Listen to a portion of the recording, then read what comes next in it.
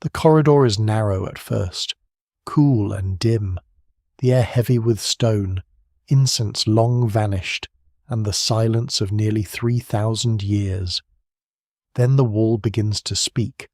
One cartouche follows another in a measured procession, each oval enclosing a royal name, each name a claim to permanence. The kings of Egypt pass by in carved sequence, serene and complete, as if time itself has been disciplined into order. Here, inside the great temple at Abydos, history does not look broken. It looks certain. It looks curated. It looks eternal. And yet the first clue that something is wrong is not what appears on the wall, but what does not. A few missing names would mean little in most ancient places. Records vanish, stone breaks, dynasties fall, but in Egypt, names matter with unusual force. A name is not just a label, it is identity, presence, survival. To carve a king's name into temple stone is to do more than remember him. It is to place him within the sacred current of kingship itself, to confirm that he belongs in the line that stretches from the first rulers of the two lands down to the pharaoh who now stands in ritual power. To erase a name is something else entirely. It is not simple neglect. It carries the chill of judgment. Before we go deeper, take a moment to like the video and subscribe if this is the kind of history and mystery you enjoy. The modern title Egypt's Forbidden King List sounds dramatic, almost like the name of a hidden manuscript discovered in a sealed chamber. In truth, no ancient Egyptian text carries that title. It is a modern phrase, a useful one because it captures the strange tension at the heart of this story. The real monument most people mean is the King List at Abydos, commissioned under Seti I in the 19th dynasty.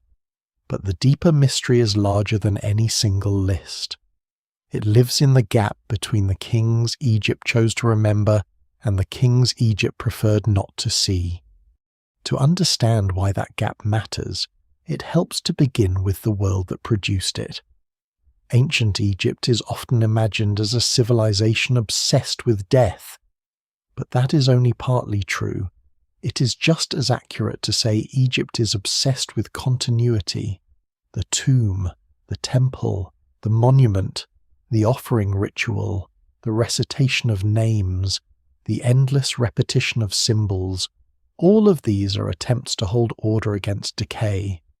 The Nile floods and withdraws, generations pass, empires rise beyond the desert and collapse again. But Egyptian kingship is supposed to endure. The pharaoh is not merely a ruler in the ordinary sense. He is the living center of cosmic balance, the guarantor of Ma'at, the rightness of the world. If the king is legitimate, the land is aligned with divine order. If the chain of kingship breaks, the danger is not only political, it is cosmic. That helps explain why king lists exist at all. To modern eyes, a list of rulers suggests chronology, record-keeping, a practical attempt to know what happened before. But the Egyptian purpose is often more selective and more sacred. A list of kings can act as a ritual genealogy. It can present the reigning pharaoh as heir to a purified lineage of proper rulers. It can make a statement about legitimacy without ever saying so openly. It can claim that the present king stands at the end of an unbroken tradition, even when the real past has been filled with civil wars, rival capitals, disputed accessions, foreign dynasties, religious upheavals, and reigns so brief they barely left a mark in stone. The wall at Abydos is one of the clearest expressions of that desire. Seti I, who ruled in the 13th century BCE, built magnificently and ruled with a strong sense of restoration. In his temple, the king is shown honouring a long line of royal predecessors. The scene has beauty and confidence. It suggests a kingdom looking backward with certainty. presenting its ancestors as a stately procession of proper kings. But scholars still debate how the list was meant to be read in the emotional and theological life of the temple. Was it primarily commemorative, liturgical, political, or all three at once? The evidence remains incomplete. Yet what survives in the record suggests that the list is not an innocent archive. It is a declaration. That declaration becomes more striking once one notices the absences. A whole category of rulers seems to have been filtered out. Some disappear because later Egyptians regarded them as illegitimate. Some vanish because they belong to fractured periods when no single line of kings controlled the whole country. Some were associated with foreign rule. Some became entangled with religious or political crises that later generations wished to contain. And some, perhaps most hauntingly, survive only in damaged scraps, broken monuments, or scattered clues that never found a secure place in the official story. This is what makes the King Lists so compelling.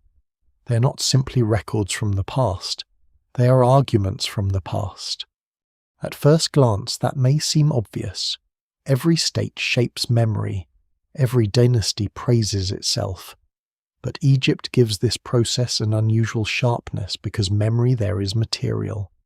A king's existence is written into temple reliefs, statues, offering formulae, and cartouches. To remove him from those systems is to strike at more than reputation. In Egyptian thought, being remembered supports existence after death. Ritual addressed to a named person has power. An image can serve as a locus of presence. A cartouche can do more than identify. It can contain and protect royal identity. That is why the destruction or omission of a royal name feels so consequential. It has political meaning, but it may also have ritual meaning. Some acts of erasure seem less like a historian correcting the record and more like a regime severing a dangerous presence from the sacred body of kingship. Even so, caution is necessary. No single explanation accounts for every missing ruler. That is one of the most important truths in this story. It is tempting to imagine one secret blacklist, one official policy sweeping across centuries, one unified campaign to banish unwanted pharaohs from memory. The real picture is more complicated and more interesting. There are indeed cases of deliberate historical suppression. There are also cases of selective remembrance driven by temple purpose, regional tradition, damaged evidence, or later confusion. Sometimes a ruler is omitted because he was hated, sometimes because he was awkward, sometimes because he belonged to a rival line, sometimes because later scribes were preserving a ritual sequence rather than a complete past, and sometimes because history itself had already frayed by the time the list was composed. That complexity is part of the atmosphere as one stands, imaginatively, in the temple at Abydos. The carved names gleam with order, but the order is constructed. The unbroken line is a performance.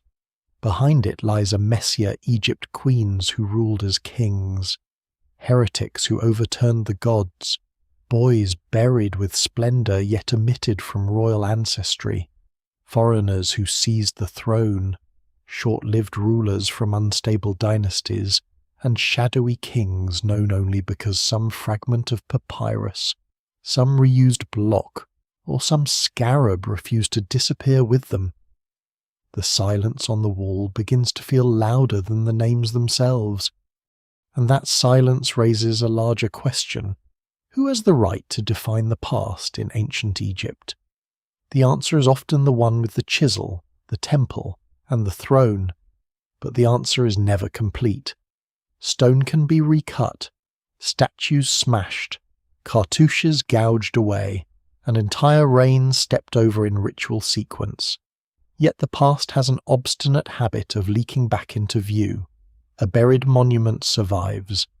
A priest copies a different list. A papyrus breaks, but does not vanish. An excavator finds fragments where certainty expected emptiness. What was excluded from one tradition remains alive in another. That is why this story begins not with a single forbidden list, but with a sacred attempt to tame memory itself. The kings of Egypt wanted continuity, and the priests and sculptors who served them helped carve that continuity into stone. Yet the very effort to make the royal past appear clean and complete exposed the anxieties it was trying to master. If all kings deserved remembrance, there would be no need to choose. If legitimacy were unquestioned, there would be no need to purify the line. If memory were secure, no one would labour so carefully to shape it. In the temple corridor, the names still march in order. They still promise permanence. But once the absences are seen, the wall changes. It becomes not a window onto a settled past, but the entrance to a deeper mystery, a kingdom so devoted to eternity that it learned, with equal devotion, how to make certain rulers disappear. The silence of Abydos becomes easier to understand once the lists themselves are placed back inside the world that created them. To a modern reader, a sequence of kings looks like a timeline. It seems to promise dates, succession, and factual order. But for an Egyptian priest entering a temple sanctuary, the names of dead rulers did not simply belong to the past. They remained active participants in the sacred structure of the present. The list was not merely read, it was performed. It could be approached with offerings, recitations, incense, and ritual gestures that renewed the bond between the reigning king and the royal ancestors who had gone before him. This difference changes what completeness means. A modern historical list is judged by whether it includes every ruler who actually held power. A ritual list is judged by whether it creates the right lineage. The purpose is not always to preserve every disruption. Rival, usurper, foreign conqueror, or short-lived claimant. Its purpose may be to establish a chain of legitimate kings through whom divine order passes without contamination. The result can be historically valuable and politically selective at the same time. Egyptian king lists survive in several forms, and each reveals a different relationship with memory. Some are carved into temple walls, where permanence and public ritual matter. Others appear in tombs, where a private official places himself within the sacred order of the state. One of the most important survives on papyrus, fragile and broken, copied in hieratic script rather than monumental hieroglyphs. There are also archival traditions that no longer survive except indirectly. These different contexts do not produce identical histories because they were never meant to perform the same task. At Abydos, the list belongs to a temple dedicated to Osiris, the god whose death and restoration offered one of Egypt's most powerful models of continuity. Seti I and the young Rameses, shown beside him, present offerings before a procession of named predecessors. The setting makes the political message inseparable from sacred ritual. Seti is not simply claiming that these kings existed. He is placing himself among them and serving them as rightful heir. Their legitimacy supports his, and his offerings sustain their memory. It is an exchange across time, carefully staged in stone. The Saqqara King List operates differently. It was found in the tomb of Turin, an official associated with royal cults during the reign of Rameses II. Here again, the list is not a neutral national archive. It is part of a funerary environment and a priestly identity. Its selection and order differ from Abydos. The discrepancies are not necessarily errors in the modern sense. They're evidence that there was no single, universally fixed list that every Egyptian institution copied. Different communities inherited different traditions, honoured different lines, and made different choices about which rulers belonged in the remembered sequence. The Saqqara King List, created centuries earlier under Thutmose III, makes this even clearer. It includes rulers absent from Abydos, especially figures connected with periods of political division. Its arrangement is not a straightforward chronological column marching neatly through time. The surviving names were part of a ritual scene in which Thutmose III honoured royal predecessors. The selection appears shaped by the concerns of his own reign and by traditions preserved at Thebes. A king remembered in one sanctuary might be passed over in another, not because his reign had been forgotten everywhere, but because sacred memory was local as well as national. This is one of the lesser-known features of Egyptian kingship. The past was not held in one central, complete historical database. It was distributed among temple, cults, administrative habits, oral traditions, monuments, and texts. Priests at Abydos, Thebes, Memphis, and other centres did not necessarily inherit identical versions of early history. Political capitals shifted, temples rose in importance and declined, dynasties promoted their own ancestors, regional memories survived beneath official claims of unity. What later scholars call Egyptian chronology is therefore reconstructed from sources created for many different purposes. The Turin Royal Canon stands apart because it preserves a far broader range of rulers. Written on papyrus, probably during the Ramesside period, it records names and, in many cases, lengths of reign. It includes short-lived kings and dynasties that monumental lists avoid. It even begins with divine rulers before moving into human kingship, revealing that Egyptian ideas of the past extended beyond ordinary history into sacred time. Yet the papyrus itself was broken into hundreds of fragments, and its reconstruction has required generations of patient work. The order of some pieces remains debated, names are missing, and tiny shifts in placement can alter the sequence of obscure dynasties. Its survival is almost ironic. The list that comes closest to the kind of broad chronology modern historians want is also the most physically unstable. Monumental lists appear confident but omit inconvenient reigns. The papyrus includes far more, but it reaches us shattered. Between selective permanence and damaged inclusiveness, scholars must build a history that no surviving source provides whole. The ancient historian Manetho, writing in Greek during the Ptolemaic period, later organized Egyptian rulers into dynasties, a system still used today, but his original work is lost and known only through summaries and quotations preserved by later authors. Even this familiar framework is another filtered inheritance. Names changed in transmission, reign lengths were distorted, and rulers were grouped in ways that may reflect geography, family, political breaks, or the needs of later compilers. Scholars still debate how closely Manetho's dynasties correspond to categories Egyptians used in earlier periods. What survives in the record suggests that royal lists were tools of selection before they became tools of modern chronology. A reigning king needed ancestors who made his position appear natural. A temple needed names appropriate for ritual service. A priesthood needed a usable sacred past. None of these goals required the preservation of every political complication.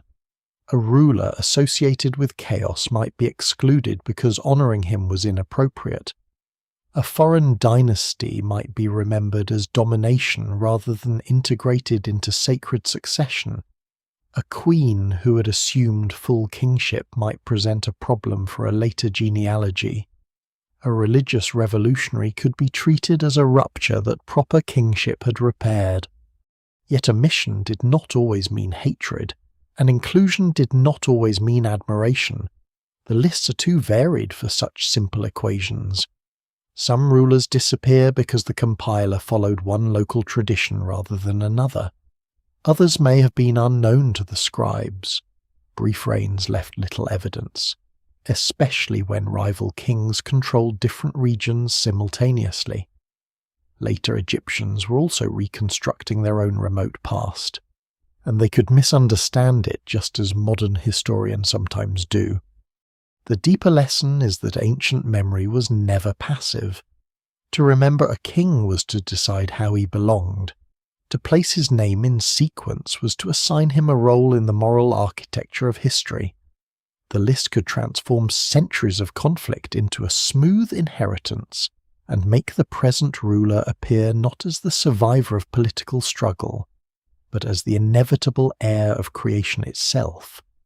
That is why the absences at Abydos cannot be read until the purpose of the wall is understood. It does not fail to be a modern historical document. It succeeds at being something else, a ritual map of acceptable kingship. Its silences are not empty spaces waiting to be filled at random. They mark the border between those rulers who could be safely invoked as ancestors, and those whose presence threatened the story the temple was built to tell. Beyond that border, the forgotten kings begin to gather. The forgotten kings gather most clearly at Abydos, because nowhere else does official memory appear so calm. Seti I's temple rises near one of Egypt's most ancient sacred landscapes, a place where rulers had been buried for centuries before the pyramids reached their monumental height. Abydos was associated with Osiris, lord of the dead and model of restored kingship, and pilgrims came there seeking closeness to the god's burial place. To carve a royal genealogy in such a setting was to place political succession inside the deepest religious idea Egypt possessed. Death could be overcome, order could be restored, and rightful kingship could continue without end. The famous list occupies a passage often called the Gallery of the Kings. Seti I appears with the crown prince Rameses, the future Rameses II. The younger figure holds a papyrus roll and recites the names while his father offers incense before the royal ancestors. 76 cartouches are arranged in 2 long rows, beginning with the early ruler Menes and ending with Seti himself. A 3rd row repeats Seti's own names rather than extending the genealogy. The effect is deliberate. Rameses is shown learning and performing the lineage he will inherit, while Seti stands as both worshipper of the past and final legitimate product of it. The scene presents succession as education. The next king does not simply seize the throne when the previous reign ends. He is introduced to a purified history, taught which ancestors deserve reverence, and which do not enter the sacred recitation. The wall, therefore, records more than names. It records the transfer of authorized memory from father to son. Its sequence begins near the foundation of the Egyptian state. Menes appears first, identified in later tradition as the ruler who united Upper and Lower Egypt.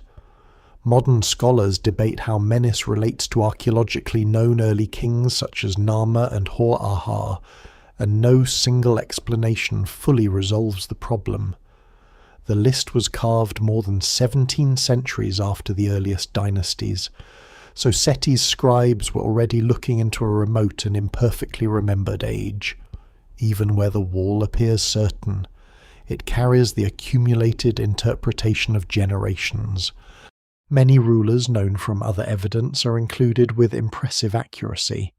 Old Kingdom kings pass through the cartouches, including figures associated with the Great Pyramid Age. Middle Kingdom rulers follow, and the line eventually reaches the New Kingdom. This gives the list enormous historical value. Without it, several royal sequences would be more difficult to reconstruct. Yet its accuracy in one area makes its omissions in another impossible to dismiss as random carelessness. The first major absences appear among periods of political fracture. Kings associated with the first intermediate period are heavily reduced or excluded. The rulers of Heracleopolis, who controlled parts of Egypt while Theban dynasts rose in the south, do not enter Seti's chosen succession. Some early rulers of the 11th dynasty are also omitted before the list reaches the reunifying kings, accepted as legitimate ancestors. The wall compresses a divided country into the memory of those who eventually restored unity. The second intermediate period receives even harsher treatment. This was the age when political authority fragmented again, and the Hyksos ruled from the eastern delta. Numerous local and short-lived kings appear in the more inclusive Turin Canon, but Abydos passes over most of them. The list does not linger among competing courts or acknowledge every claimant who wore royal titles. It leaps toward rulers who can be integrated into a clean national restoration. The result resembles a river whose troublesome branches have been concealed.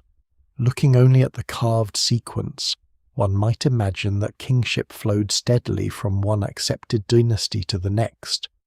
In reality, Egypt's past contained overlapping reigns, rival capitals, disputed inheritances, and periods when several men could plausibly claim to be pharaoh at the same time.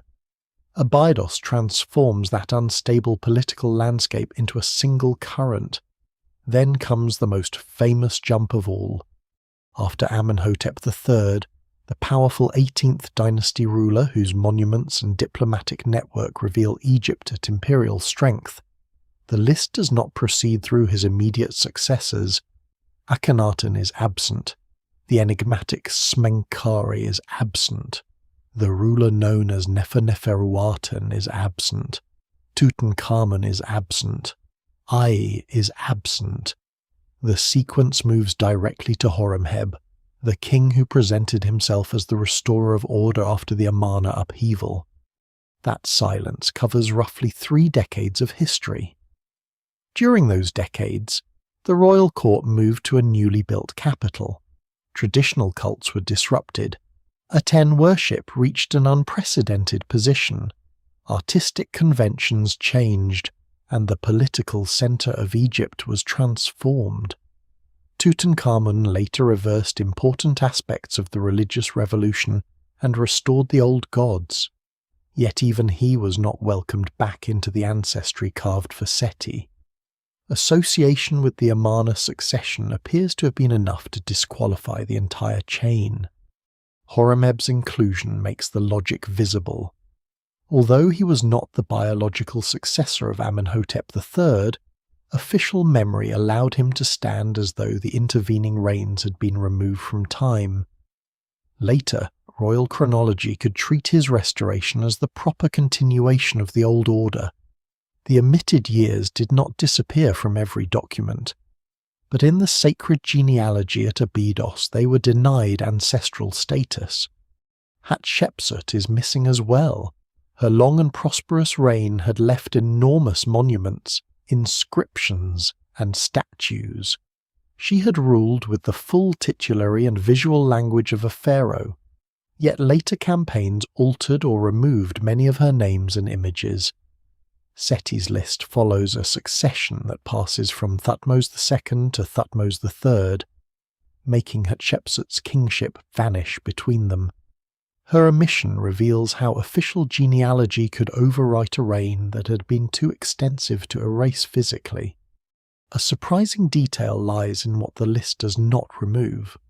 Seti's father, Rameses I, had founded the 19th dynasty only shortly before Seti came to power.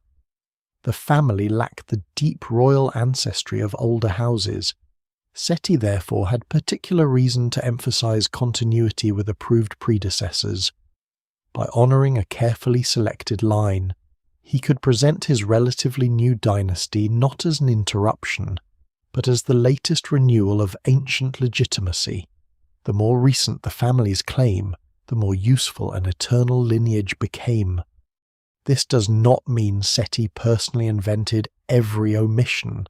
He inherited political judgments and ritual traditions already formed under earlier restorers. Horemheb had begun the institutional rejection of Amana.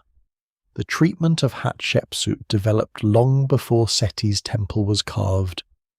The exclusion of divided period rulers reflected enduring Egyptian discomfort with fragmentation.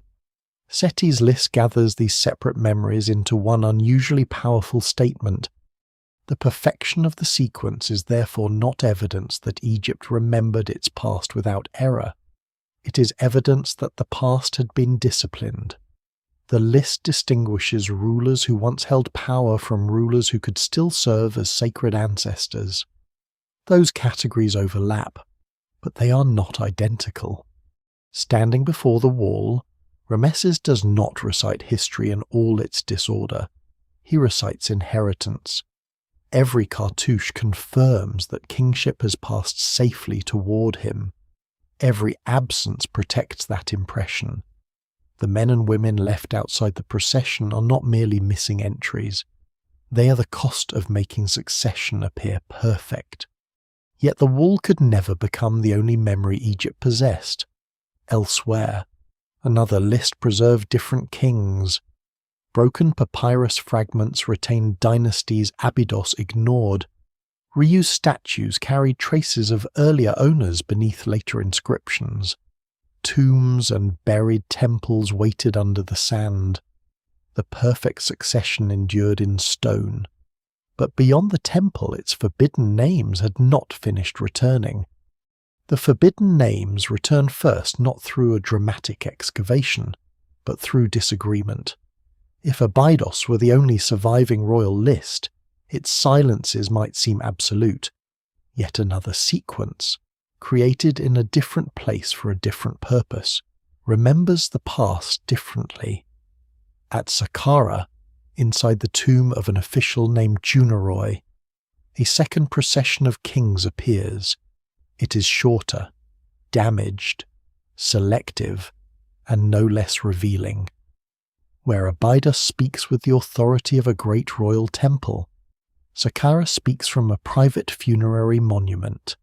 The two lists overlap, but they do not agree perfectly. That difference is not a minor inconvenience. It is evidence that ancient Egypt possessed more than one authorized memory. Junoroi served during the reign of Rameses II, probably as a lector priest and an official connected with royal funerary cults. His position placed him close to the rituals through which dead kings remained part of the living religious order. In his tomb, he and members of his family are shown honoring a sequence of royal names. The surviving list contains 58 kings, although parts of it are lost. Like the list at Abydos, it reaches backward through centuries of rule. Like Abydos, it excludes certain figures.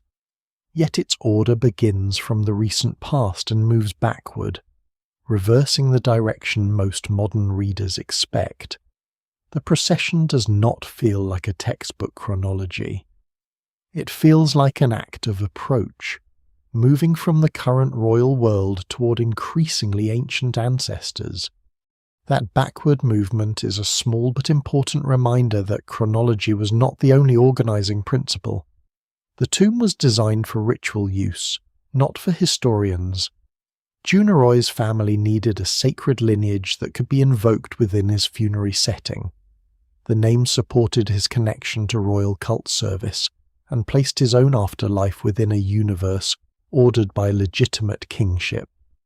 As at Abydos, the list performs belonging, but because it emerges from Memphis and Saqqara rather than the Osirian landscape of Abydos, it carries a different institutional memory. Saqqara was one of Egypt's great necropolises, a vast cemetery associated with the ancient capital of Memphis. Its monuments accumulated across millennia: early royal tombs, the step pyramid of Djoser, private mastabas, later burials, animal catacombs, and temple structures turned the landscape into a physical archive of Egyptian history. Priests working there lived among the remains of dynasties that had ruled from nearby Memphis or maintained powerful cults in the region. Their knowledge of the royal past may have drawn on local temple records, funerary traditions, and monuments different from those available to priests at Abydos. The Saqqara list therefore preserves names that Abydos does not, while omitting others that Abydos includes. The differences are sometimes difficult to interpret because the wall is damaged, and because ancient royal names can appear in forms unfamiliar to modern readers. A pharaoh possessed several names within a formal titulary, and later scribes might preserve one element while another source used a different one. Copying errors, altered spellings, and local conventions complicate comparison. Scholars still debate some identifications, especially among early kings whose monuments were already ancient when Turin tomb was decorated. Even with those difficulties, one conclusion is unavoidable. There was no single master list reproduced without variation throughout Egypt. The royal past existed as a family of traditions. That does not mean every temple invented history freely. The broad framework remained recognizable. Major dynasties and celebrated rulers appear across multiple sources. The ancient state had archives, scribal schools, and institutional memory, but the surviving lists show that selection could vary according to location, ritual function, and political need. One list might preserve a ruler because his cult remained active in a particular region. Another might omit him because he disrupted the desired line of succession. A third might know him under a different name or place him within a sequence that modern scholars reconstruct differently. The Saqqara list shares some of Abydos's most conspicuous silences. Hatshepsut does not regain her place there.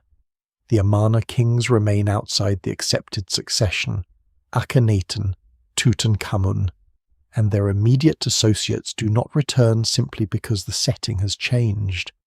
By the reign of Ramesses II, the rejection of the Amarna interlude had become deeply embedded in official royal memory. Horemheb again serves as the acceptable bridge between the age before Akhenaten and the restored order that followed. Yet other portions of the past shift. Certain rulers from early periods appear differently, and the sequence exposes gaps in what later Egyptians themselves knew or chose to preserve. The list does not present the same smooth route through every dynasty. Its variations suggest that the process of deciding who counted as a predecessor was ongoing rather than fixed forever by one decree. This matters especially for periods of fragmentation. When Egypt divided among rival courts, later compilers faced a problem that no simple list could solve. If two rulers claimed kingship at the same time, which one belonged in the main sequence, including both, could acknowledge political reality but weaken the image of an unbroken singular monarchy. Excluding one could simplify the line while distorting the past. Different traditions answered differently. The resulting lists preserve not only kings, but ancient decisions about how unity should be remembered after division. A lesser-known complication is that royal cults could outlast political judgments. A king omitted from a prestigious genealogy might still be known through priests, offerings, monuments, or local worship. Memory did not operate like a single switch turned on or off across the entire country. It existed in layers. A ruler could be absent from one ritual sequence, present in another archive, visible on a temple wall, and half erased on a statue elsewhere. Even deliberate suppression rarely achieved perfect uniformity. The tomb of Juniroi embodies this layered memory. It belongs to a private individual, yet it borrows the authority of kings. The official stands near names that connect his service to the state's sacred ancestry. His list is therefore personal and political at once. It reveals how royal history spread beyond palaces and temples into elite identity. To know the proper kings, to recite them, and to serve their cults was a form of cultural authority. At the same time, the list's survival depends on accidents. Tombs are robbed, walls collapse, paint fades, and blocks are reused. What modern scholars call the Saqqara King List is only what remains of a once complete composition. Some differences from Abydos may reflect actual selection, others may result from lost portions. The evidence remains incomplete, and certainty is often impossible. Yet the surviving disagreements are too substantial to be dismissed as damage alone. Together, Abydos and Saqqara begin to dissolve the idea of one forbidden list. The real phenomenon is more intricate. Egypt produced several maps of royal legitimacy, each overlapping with the others and each drawing its boundaries in a slightly different place. Their omissions do not point to one secret chamber where history was centrally rewritten. They reveal a culture in which remembrance was continuously managed through ritual institutions. This makes the missing kings harder to classify, but also more human. They were not erased by an abstract force called history. They were selected against by priests, scribes, rulers, and traditions responding to particular anxieties.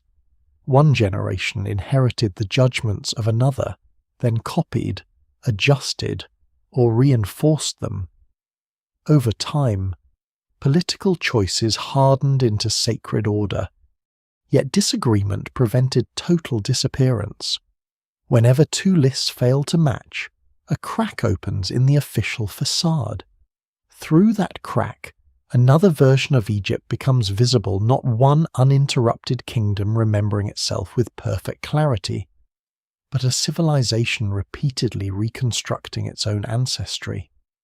The names that survive at Saqqara remind us that memory could compete with memory, and once competing traditions are recognized, the search must move away from carved walls toward the most fragile royal record of all, a papyrus whose broken pieces preserve more kings than the monuments were willing to admit. The papyrus does not look like a royal monument. It has no towering columns, no polished granite, no procession of kings protected beneath temple ceilings.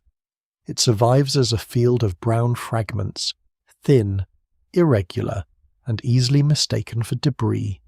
Some pieces hold several lines of writing. Others preserve only a few signs. Many once touched fragments that are now missing. Yet within this shattered surface lies the most expansive royal list to survive from pharaonic Egypt, a record that remembers rulers whom the great monuments preferred to leave outside the sacred line. The document is known today as the Turin Royal Canon or Turin King List. It was written in hieratic, the flowing script used by scribes for administrative and literary texts, rather than in the formal hieroglyphs carved on temple walls. Its exact original setting is unknown, and even its intended function remains debated. It may have been copied from older archival material, perhaps for scholarly or administrative use during the Ramesside period. Unlike the lists at Abydos and Saqqara, it does not merely present selected ancestors for ritual honor. It attempts something broader. It records rulers in sequence, often with the number of years, months, and days assigned to their reigns. That difference changes everything. Where Abydos smooths the royal past into an approved procession, Turin preserves the rough edges. It includes obscure rulers, short reigns, and periods of political fragmentation. It recognizes kings who governed during eras later temple lists compressed or ignored. It carries traces of foreign dynasties and regional claimants. Even in its broken condition, it reveals that Egyptian scribes possessed a more complicated understanding of their history than monumental genealogy was willing to display. The irony is severe. The most inclusive surviving list is also the most damaged. The papyrus reached Europe in the early 19th century through Bernardino Drovetti. a diplomat and collector whose agents acquired large numbers of antiquities in Egypt. By the time the manuscript arrived in Turin, it had already broken apart. Accounts of its condition and handling differ, but the scale of the damage is clear. Hundreds of fragments had become separated, and some were so small that only a sign or two remained. The original roll had lost its physical order. Reconstructing it became less like reading a book and more like rebuilding a fallen wall from scattered grains. Early scholars attempted to arrange the pieces by matching fibers, handwriting, spacing, and content. The task was complicated by an unexpected fact: the royal list had been written on the back of an older papyrus. The front contained an administrative text, apparently a tax register or similar record. That earlier writing can help align fragments because two different compositions must match simultaneously. A piece that seems to fit the king list by wording may fail when the fibers or writing on the other side are compared. Every successful join, therefore, depends on physical evidence as much as historical expectation. This makes the Turin Canon not merely a source about ancient chronology, but an archaeological puzzle in its own right. Its modern reconstruction has changed repeatedly as scholars propose new joins and placements. Photographic imaging, detailed fiber analysis, and digital methods allow fragments to be compared with a precision unavailable to earlier editors, yet uncertainty remains. A single misplaced piece can shift a king from one column to another, or alter the apparent sequence of an entire shadowy dynasty. The surviving text begins in a realm older than human monarchy. Before the earthly kings appear, divine beings rule. Gods, spirits, and semi-divine predecessors occupy the earlier stretches of the past. To a modern historian, these names belong to mythology rather than political chronology. To the ancient compiler, the boundary was less rigid. Human kingship emerged from sacred time. The pharaoh's authority was not invented by people. It descended from a divine order that had governed Egypt before mortal dynasties. This opening is a surprising reminder that even the most chronologically useful Egyptian source is not a modern history. The papyrus is broader than Abydos, but it still understands time through theology. Its reign totals and orderly columns exist beside gods whose years extend far beyond ordinary human life. What appears practical and archival remains embedded in a sacred vision of the world. Once the human rulers begin, the canon becomes indispensable. It preserves names otherwise known only from scattered seals, scarabs, damaged inscriptions, or isolated monuments. For the first and second intermediate periods, when Egypt fractured among competing courts, the papyrus offers evidence that no monumental list can match. It does not solve every problem. Many names are damaged, several entries are incomplete, and identifying a name with a ruler known archaeologically can be difficult. Still, it confirms that the political landscape contained far more kings than Abydos allows. The 13th and 14th dynasties reveal the scale of the difficulty. Numerous rulers appear to have governed briefly, sometimes for only a few years or perhaps less. Their family relationships are uncertain. Their capitals and territorial reach remain disputed. Some may have ruled simultaneously in different regions rather than one after another. Modern chronology often places them into neat dynastic boxes, but the original political reality may have been far less orderly. Recent reassessments of the 14th dynasty show how easily a group of kings can become almost forgotten twice first in ancient ritual memory, and then again through modern assumptions, scarabs, seals, archaeological contexts, and the Turin Canon do not always fit the traditional sequence comfortably. Scholars still debate the dynasty's beginning, its relationship with the late Middle Kingdom, and whether some rulers have been dated too early or too late. No single reconstruction fully accounts for all surviving evidence. This is a crucial point. Modern historians do not stand outside the problem of selective memory. They inherit fragmentary sources and must decide how to arrange them. When evidence is scarce, an early scholarly hypothesis can become familiar enough to resemble fact. Later discoveries may reveal that a ruler was placed in the wrong century, treated as a duplicate, or excluded from discussion because his name did not fit the accepted pattern. The forgotten pharaohs are sometimes hidden not by ancient chisels, but by the limitations of modern classification. The Turin Canon helps recover them, yet it also creates mysteries. A damaged name may preserve only the end of a cartouche. A reign length may survive without a clear ruler. Blank spaces may represent lost text, intentional separation, or damage. Totals written at the end of dynastic groups are sometimes incomplete. Scribes may have copied earlier mistakes, and the original document may already have combined traditions that did not agree perfectly. Even the word canon can mislead. It suggests a final authoritative version, but the papyrus may be only one scholarly compilation among many. Its value does not come from perfection.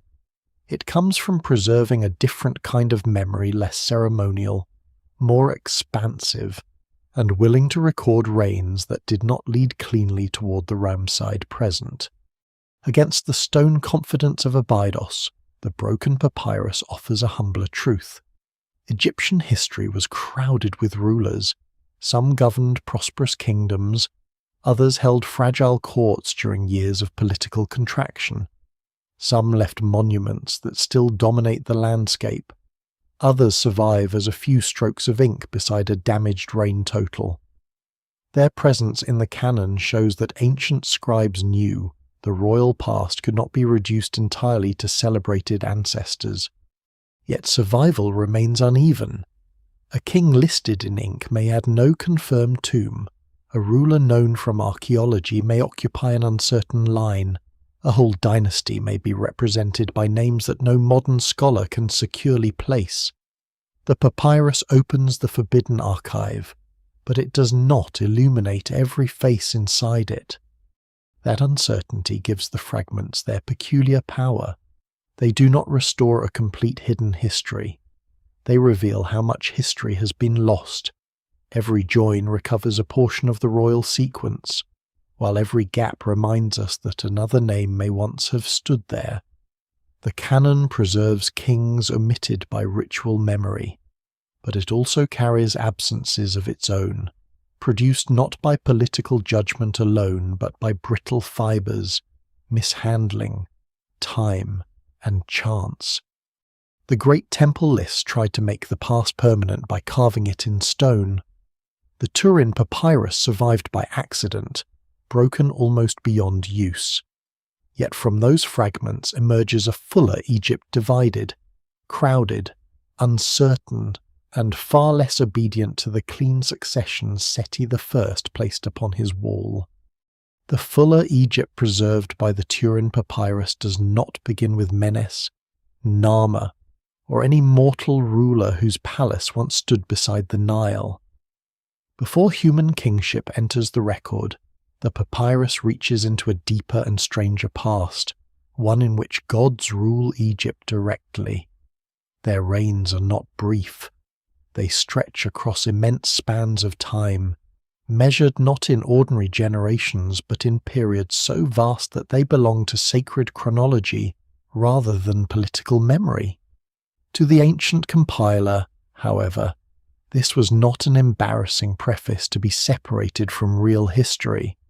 It was the foundation of real history.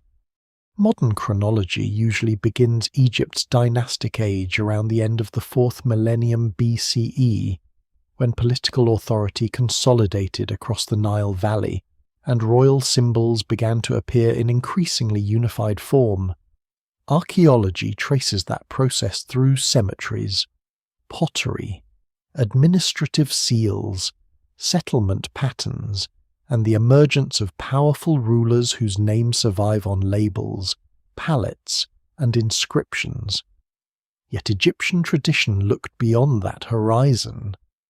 Human kingship did not simply emerge from regional competition and state formation. It descended from an age when divine beings had governed the land themselves. This sacred sequence appears in several later traditions, though the names and order are not always identical. Ra, the solar creator, is often imagined as an early ruler. Shu and Geb follow in mythic succession. Osiris becomes king and is murdered by Seth, Horus, son and avenger, eventually takes the throne. Other divine and semi-divine beings stand between the gods and the human dynasties. In some traditions they are called the followers of Horus, mysterious predecessors who preserve the authority of divine kingship until mortal rulers assume its burden. These figures were not remembered as kings in the same way Seti I was remembered. No Egyptian scribe expected to find the tax accounts of Geb or a palace archive from the reign of Osiris. Their rule belonged to a different category of time, but that category mattered because it explained why pharaohs could claim more than political power. The king did not merely imitate the gods. He occupied an office first held by them. This is why Egyptian royal imagery repeatedly binds the living ruler to Horus. The pharaoh bears a Horus name. He appears as the earthly defender of order, the conqueror of chaos, and the heir to a struggle that began before human history. At death, he becomes closely associated with Osiris, the dead king restored in the afterlife, while his successor assumes the role of the living Horus. The transition from one reign to another therefore echoes a divine pattern. A king dies, but kingship survives. Disorder threatens, but rightful succession restores balance. The myth of Osiris gives this principle its most powerful form. Osiris rules, is killed, and loses his earthly throne. His body is restored, and he becomes sovereign of the dead. Horus contests the kingship with Seth, whose challenge represents more than ordinary rivalry. It is a struggle over whether order can be re-established after rupture. When Horus succeeds, royal continuity is secured through inheritance, ritual, and divine judgment. No single version of the myth survives as a complete canonical narrative from the earliest periods. Details are scattered through funerary texts, temple inscriptions, hymns, and later accounts.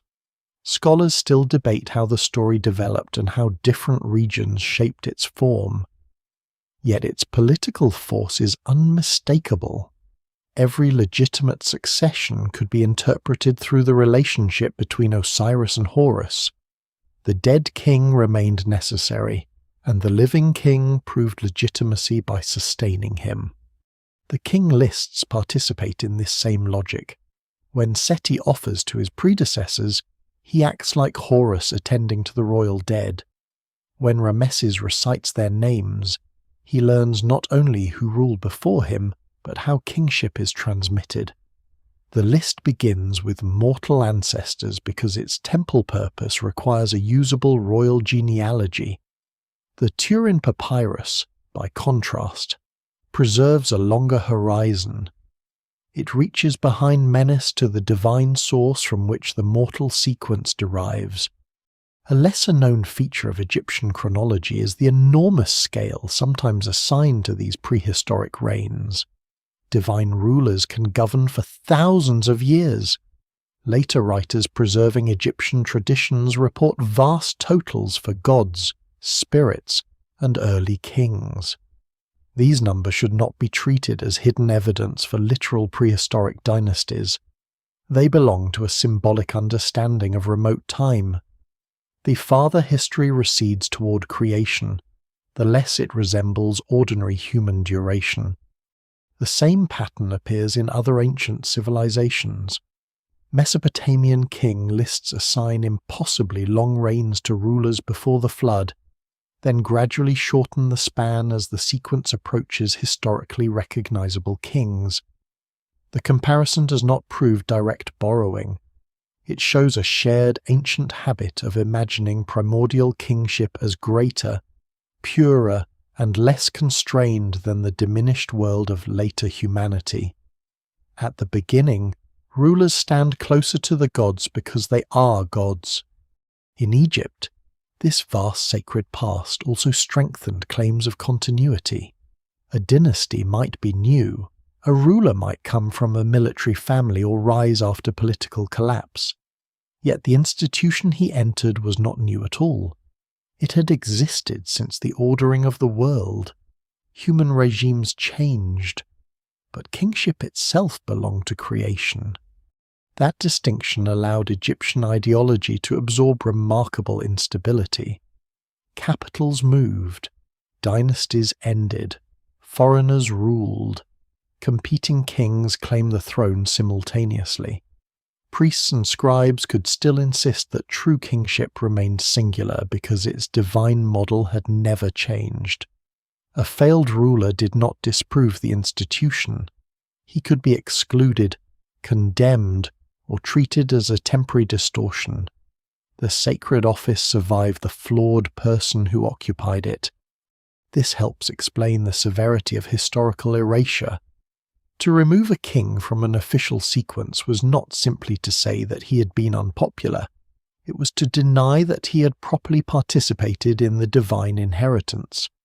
He might have worn the crown and commanded armies, but later memory could refuse to recognize him as a true link between Horus and the royal ancestors. The distinction between holding power and possessing legitimate kingship becomes central to the lists. Yet the divine prehistory creates a contradiction. The lists present kingship as eternal and uninterrupted, while archaeological evidence reveals gradual development. Early Egypt did not appear fully formed in a single moment. Communities along the Nile became increasingly connected and stratified. Regional elites competed. Symbols of authority evolved. Administrative systems expanded. Unification was a process, even if later tradition condensed it into the reign of a founding king. Men stands at that border between sacred memory and recoverable history. Later, Egyptians treated him as the first human ruler of a united Egypt, but his identity remains uncertain. He may correspond to Narmer, whose famous palette depicts royal domination and the linked crowns of Upper and Lower Egypt. He may relate to Horaha, another early ruler associated with foundational traditions. Some scholars suspect that Menes preserves a title, or a later fusion of memories rather than one securely identifiable individual. The evidence remains incomplete because the earliest royal record is itself fragmented. Names appear in archaic scripts. Tomb attributions have changed. Later lists use forms separated from the original rulers by many centuries. Even the starting point of dynastic history is therefore reconstructed through a mixture of archaeology, later tradition, and informed inference. For Egyptians, however, the uncertainty was less troublesome than it is for modern historians. Menes did not need to be a precisely documented biographical figure to serve as the gateway into human kingship. He represented the moment when divine order became embodied in the political geography of the two lands. Before him lay gods and sacred predecessors. After him came the mortal kings whose reigns could be counted, judged, and remembered. The Turin Papyrus preserves that transition with extraordinary quietness. The divine names give way to human rulers, and mythic duration contracts toward ordinary reigns. Sacred time becomes dynastic time, yet the boundary is never complete. Every later pharaoh still carries the divine inheritance forward. Every accession repeats creation on a smaller scale. Every failure threatens a return to chaos. The king lists therefore do more than organise rulers. They connect the mortal throne to a time before mortality governed it. That connection makes inclusion powerful and exclusion dangerous. A name placed in the sequence belongs to a lineage that begins with gods.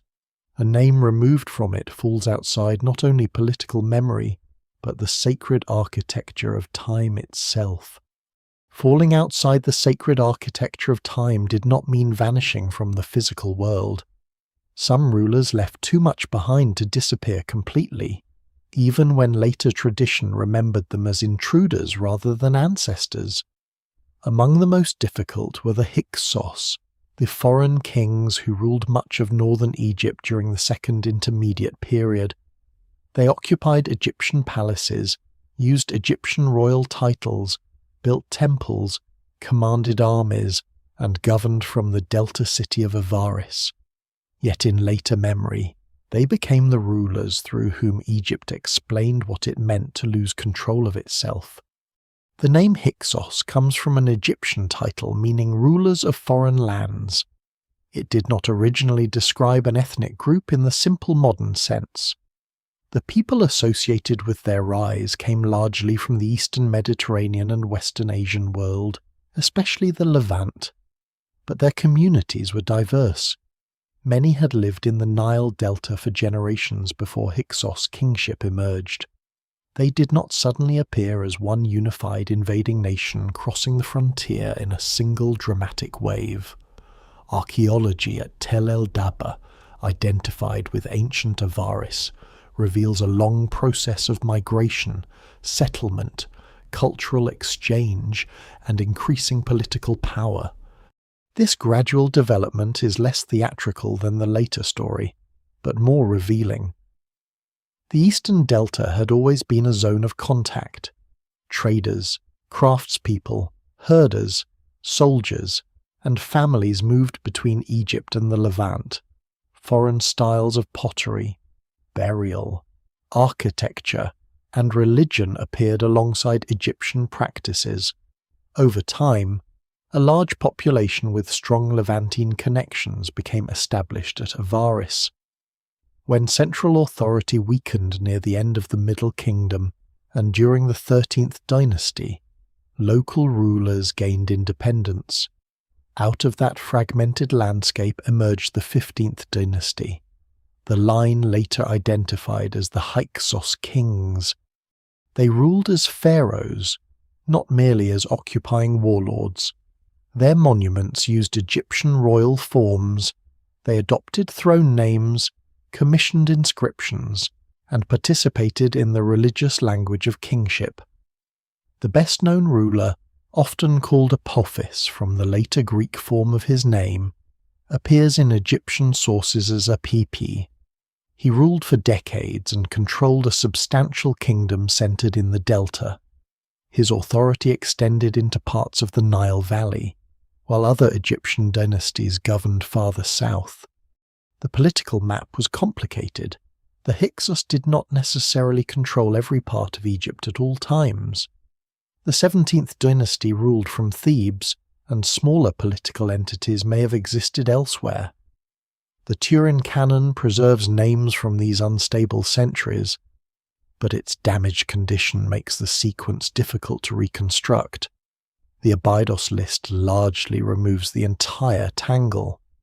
By omitting the Hyksos and many contemporary rulers, it turns a divided age into a clean gap between legitimate kingdoms. Later Egyptian accounts sharpened the foreignness of the Hyksos. They were remembered as violators of temples, enemies of the gods, and rulers who seized the country by force. The most dramatic version survives indirectly through later writers who quoted or summarized Manetho. In that tradition, foreigners invade unexpectedly, burn cities, destroy sanctuaries, and impose a brutal regime. The account was written more than 1,000 years after the Hyksos period and passed through further layers of transmission. It cannot be treated as a simple eyewitness record. Archaeology presents a more complex picture. Avaris was not merely a military camp. It was a thriving urban centre with palatial buildings, workshops, harbours, storage facilities, temples, and international connections, material from the Levant, Cyprus, and the Aegean reveals a city embedded in long-distance trade. Its population maintained some non-Egyptian customs while also adopting Egyptian forms. The Hyksos rulers appear not as outsiders refusing Egypt, but as kings selectively integrating themselves into its political and sacred systems. This does not mean their rule was peaceful or universally accepted. Competition between the Hyksos north and the Theban south eventually became war. Egyptian texts created during or after that conflict portray the struggle as national liberation. The Theban rulers Seqenenre Tao, Kamose, and Ahmose became central figures in the restoration of Egyptian unity.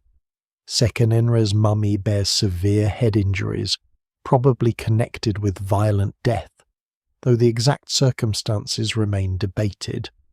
Kamose campaigned northward and described the humiliation of sharing Egypt with a foreign ruler.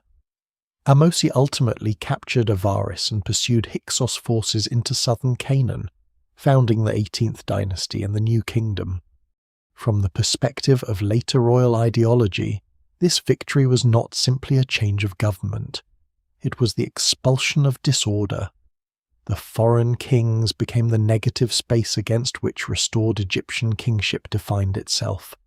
Ahmose and his successors could present reunification as a renewal of Maat, while Hyksos rule became an age of disruption that legitimate history should pass over quickly.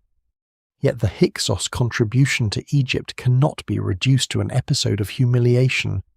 They were associated with technologies and military practices that became increasingly important, including horse-drawn chariots, new forms of weaponry, and expanded connections with Western Asia. Scholars still debate exactly how and when particular innovations entered Egypt, and it is misleading to credit the Hyksos with introducing every new military development at once.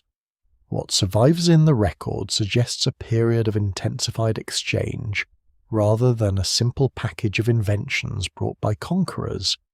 Their religious world was equally blended. The Hyksos favoured a storm god whom Egyptians identified with Seth, a deity already present in Egyptian tradition. Seth's association with foreign lands and powerful weather made him suitable for rulers connected to the Levantine storm god tradition. Later, Egyptian attitudes towards Seth changed repeatedly, and his connection with the Hyksos may have contributed to periods of suspicion. Yet Seth was never simply foreign. He remained an ancient Egyptian god with both protective and dangerous aspects. This ambiguity mirrors the Hyksos themselves. They were foreign and Egyptian, outsiders and pharaohs, conquerors in later memory, but also products of generations of settlement inside Egypt. Their rule exposes the weakness of treating identity as fixed. A king could bear an Egyptian throne name, worship through Egyptian forms, rule Egyptian subjects, and still be denied a place among the sacred ancestors because his lineage and political origin remained unacceptable. The later list did not need to deny that the Hyksos had existed. Their defeat was too important to royal memory. Instead, they were remembered in a different category. They belong to the story of chaos overcome, not to the procession of legitimate kings.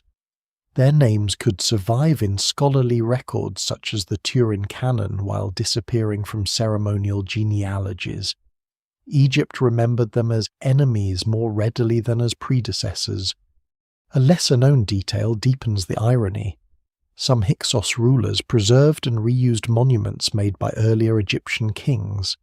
Statues and inscribed objects travelled to Avaris, where new royal names could be added. Later, Egyptian rulers would also appropriate monuments from predecessors, including rulers they wished to overshadow. Reuse was not uniquely foreign. It was a recurring feature of Egyptian political culture, yet when practiced by the Hyksos, it could be absorbed into a broader image of usurpation. The discovery of Avaris has gradually restored dimensions of their world that hostile memory suppressed. Beneath modern fields and settlements, excavations have uncovered a city whose architecture and objects resist a simple division between Egyptian and foreign. Burials reflect mixed customs. Palaces reveal elite ambition. Fragments of Minoan-style wall painting suggest connections reaching far beyond the delta. The city was not an alien fortress placed upon an untouched Egyptian landscape. It was a cosmopolitan capital created within a border region where cultures had long overlapped. No single explanation fully accounts for the Hyksos rise. Climate pressures, migration, trade networks, weakening central government, regional autonomy, and military competition may all have contributed. Nor is every ruler of the period securely identified. The 14th, 15th, 16th, and 17th dynasties remain difficult to arrange, and some may have overlapped in ways the traditional sequence obscures. That uncertainty helps explain why later lists preferred silence. Fragmented history is dangerous to a vision of eternal unity. The Hyksos proved that kingship could be claimed from outside the traditional royal line, and that Egypt could be ruled from a delta capital shaped by foreign communities. Their defeat restored political unity, but their reigns left a question that official genealogy could not comfortably answer. If a foreign ruler wore the crowns, governed the land, and called himself Pharaoh, was he truly a king of Egypt? Abydos answered by leaving him off the wall. Abydos answers the Hyksos question with silence. But the case of Hatshepsut is more difficult because she cannot be dismissed as foreign. She's born into the royal house, marries within it, serves as queen, becomes regent, and eventually assumes the full titles of a pharaoh. Her reign is long, prosperous, and monumentally visible. She sends expeditions abroad, builds on a scale few rulers can match, and presents herself in the traditional language of divine kingship. Yet later royal memory steps around her as though the throne had passed directly from Thutmose II to Thutmose III. This omission once encouraged a simple and dramatic explanation. Hatshepsut, the woman who dared to rule as king, had supposedly been hated by her stepson and successor, Thutmose III, who waited until her death and then launched a furious campaign to destroy her memory. Her statues were smashed, her names hacked away, and her images replaced in an act of personal revenge. The story was vivid, emotionally satisfying, and repeated so often that it began to feel certain. The evidence is less tidy. Hatshepsut's rise begins within a familiar dynastic problem. Thutmose II dies while his heir, the future Thutmose III, is still too young to rule independently. Hatshepsut, the dead king's principal queen and the young heir's stepmother, assumes the role of regent. At first, she appears within the expected structure. She governs on behalf of the boy king, preserves continuity, and occupies a position that other royal women had held before her. Then the arrangement changes. Hatshepsut adopts the complete titulary of a pharaoh and appears crowned as king. She does not remove Thutmose III from the throne. The two are represented as co-rulers. Though Hatshepsut usually occupies the dominant position, this was unusual, but it was not disguised. Her kingship was proclaimed through temples, obelisks, statues, inscriptions, and ritual scenes across Egypt. Her artists faced the challenge of presenting a female body within an office, imagined in masculine terms. Early images sometimes retain feminine clothing and physical features. Later representations increasingly show the conventional male form of a pharaoh, including the ceremonial false beard and masculine royal costume. Egyptian texts may use both feminine and masculine grammatical forms when referring to her. This was not necessarily an attempt to convince anyone that she was biologically male. It was a visual and linguistic negotiation between the person of Hatshepsut and the established body of kingship. Her legitimacy was reinforced through divine ancestry. In scenes at her mortuary temple at Deir el-Bahari, the god Amun is presented as her true father, visiting her mother and ordaining the future ruler's birth. Similar ideas of divine parentage existed elsewhere in Egyptian royal ideology, but Hatshepsut used them with remarkable emphasis. She also claimed that her earthly father, Thutmose I, had selected her as successor. Whether such a designation occurred exactly as the inscriptions describe cannot be confirmed. The scenes are political theology, not courtroom testimony. Yet they reveal the problem her regime needed to solve her kingship had to appear not improvised, but intended by gods and ancestors. Her reign produced no obvious national collapse. Trade and monumental construction flourished. The famous expedition to Punt returned with incense, ebony, exotic goods, animals, and living myrrh trees. Reliefs at Deir el-Bahari record the voyage in unusual detail, showing ships, foreign landscapes, and the reception of Egyptian envoys. Hatshepsut restored temples neglected during earlier disruption, and raised enormous obelisks at Karnak. Her monuments describe stability, abundance, and devotion to the gods. Official inscriptions naturally praise the ruler who commissioned them, so they cannot prove that every aspect of her reign was peaceful.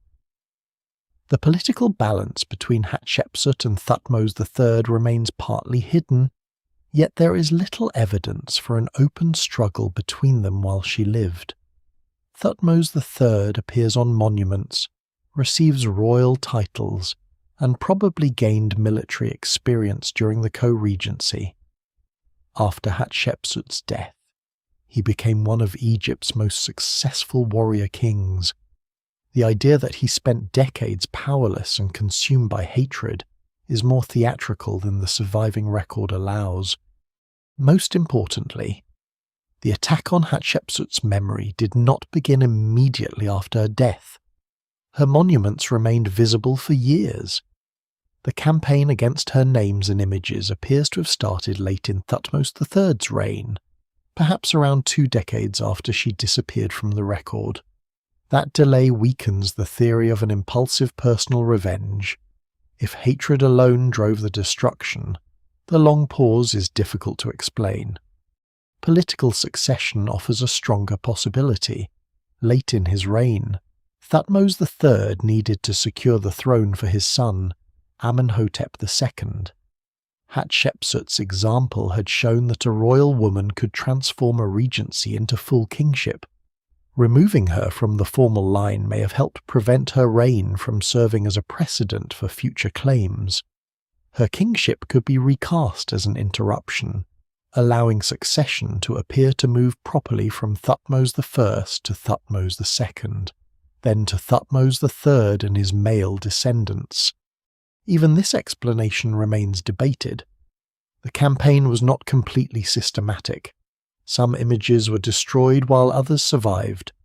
Certain names were removed in prominent contexts but remained untouched in less visible locations.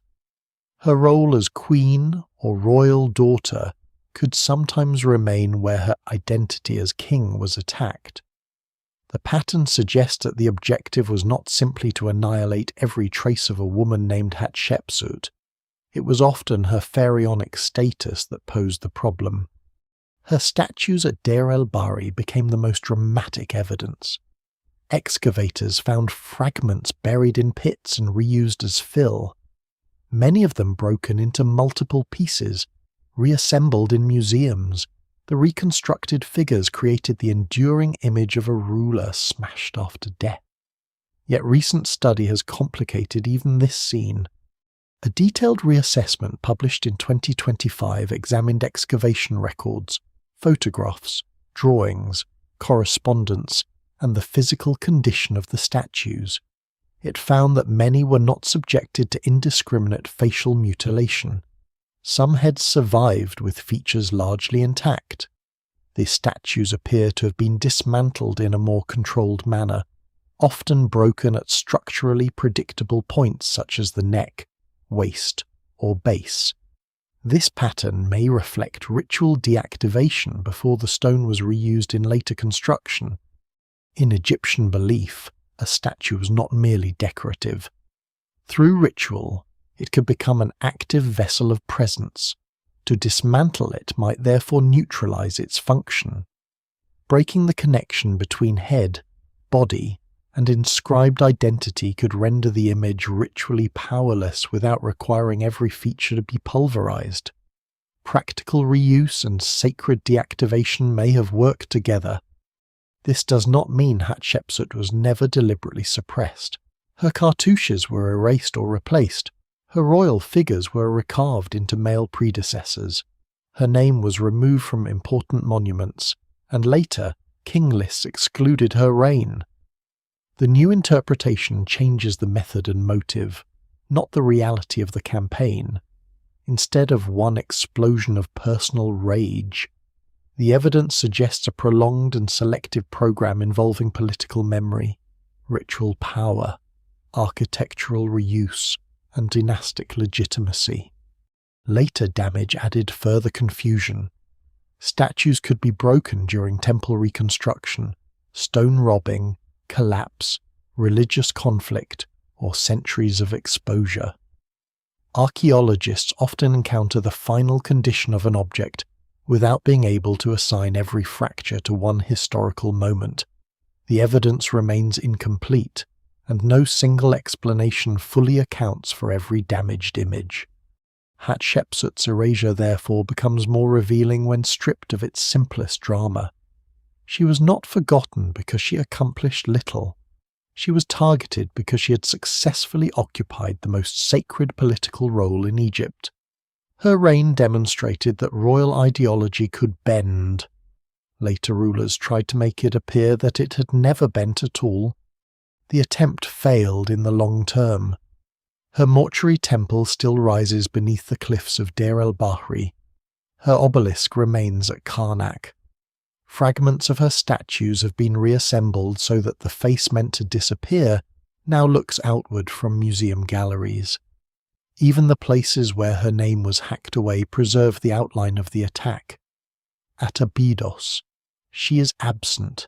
In archaeology, she is everywhere. Hatshepsut's absence shows how royal memory could be narrowed after a successful reign. Akhenaten's absence reveals something more severe, the attempt to seal off an entire vision of Egypt as though it had been a dangerous breach in the natural order. His reign did not merely complicate succession or challenge expectations about who could become king, it altered the relationship between the throne, the temples, the gods, and the visible form of sacred power. Later rulers did not treat him as an inconvenient predecessor. They treated his age as a wound that had to be closed. He comes to the throne as Amenhotep IV, heir to Amenhotep III, one of the wealthiest and most celebrated kings of the 18th dynasty. Egypt at this moment commands an empire stretching through Nubia and into the eastern Mediterranean world. Foreign rulers send gifts and diplomatic letters. Gold flows from the south. Temples, particularly the immense institution of Amun at Thebes, possess land, labour, workshops, herds, and enormous ritual authority.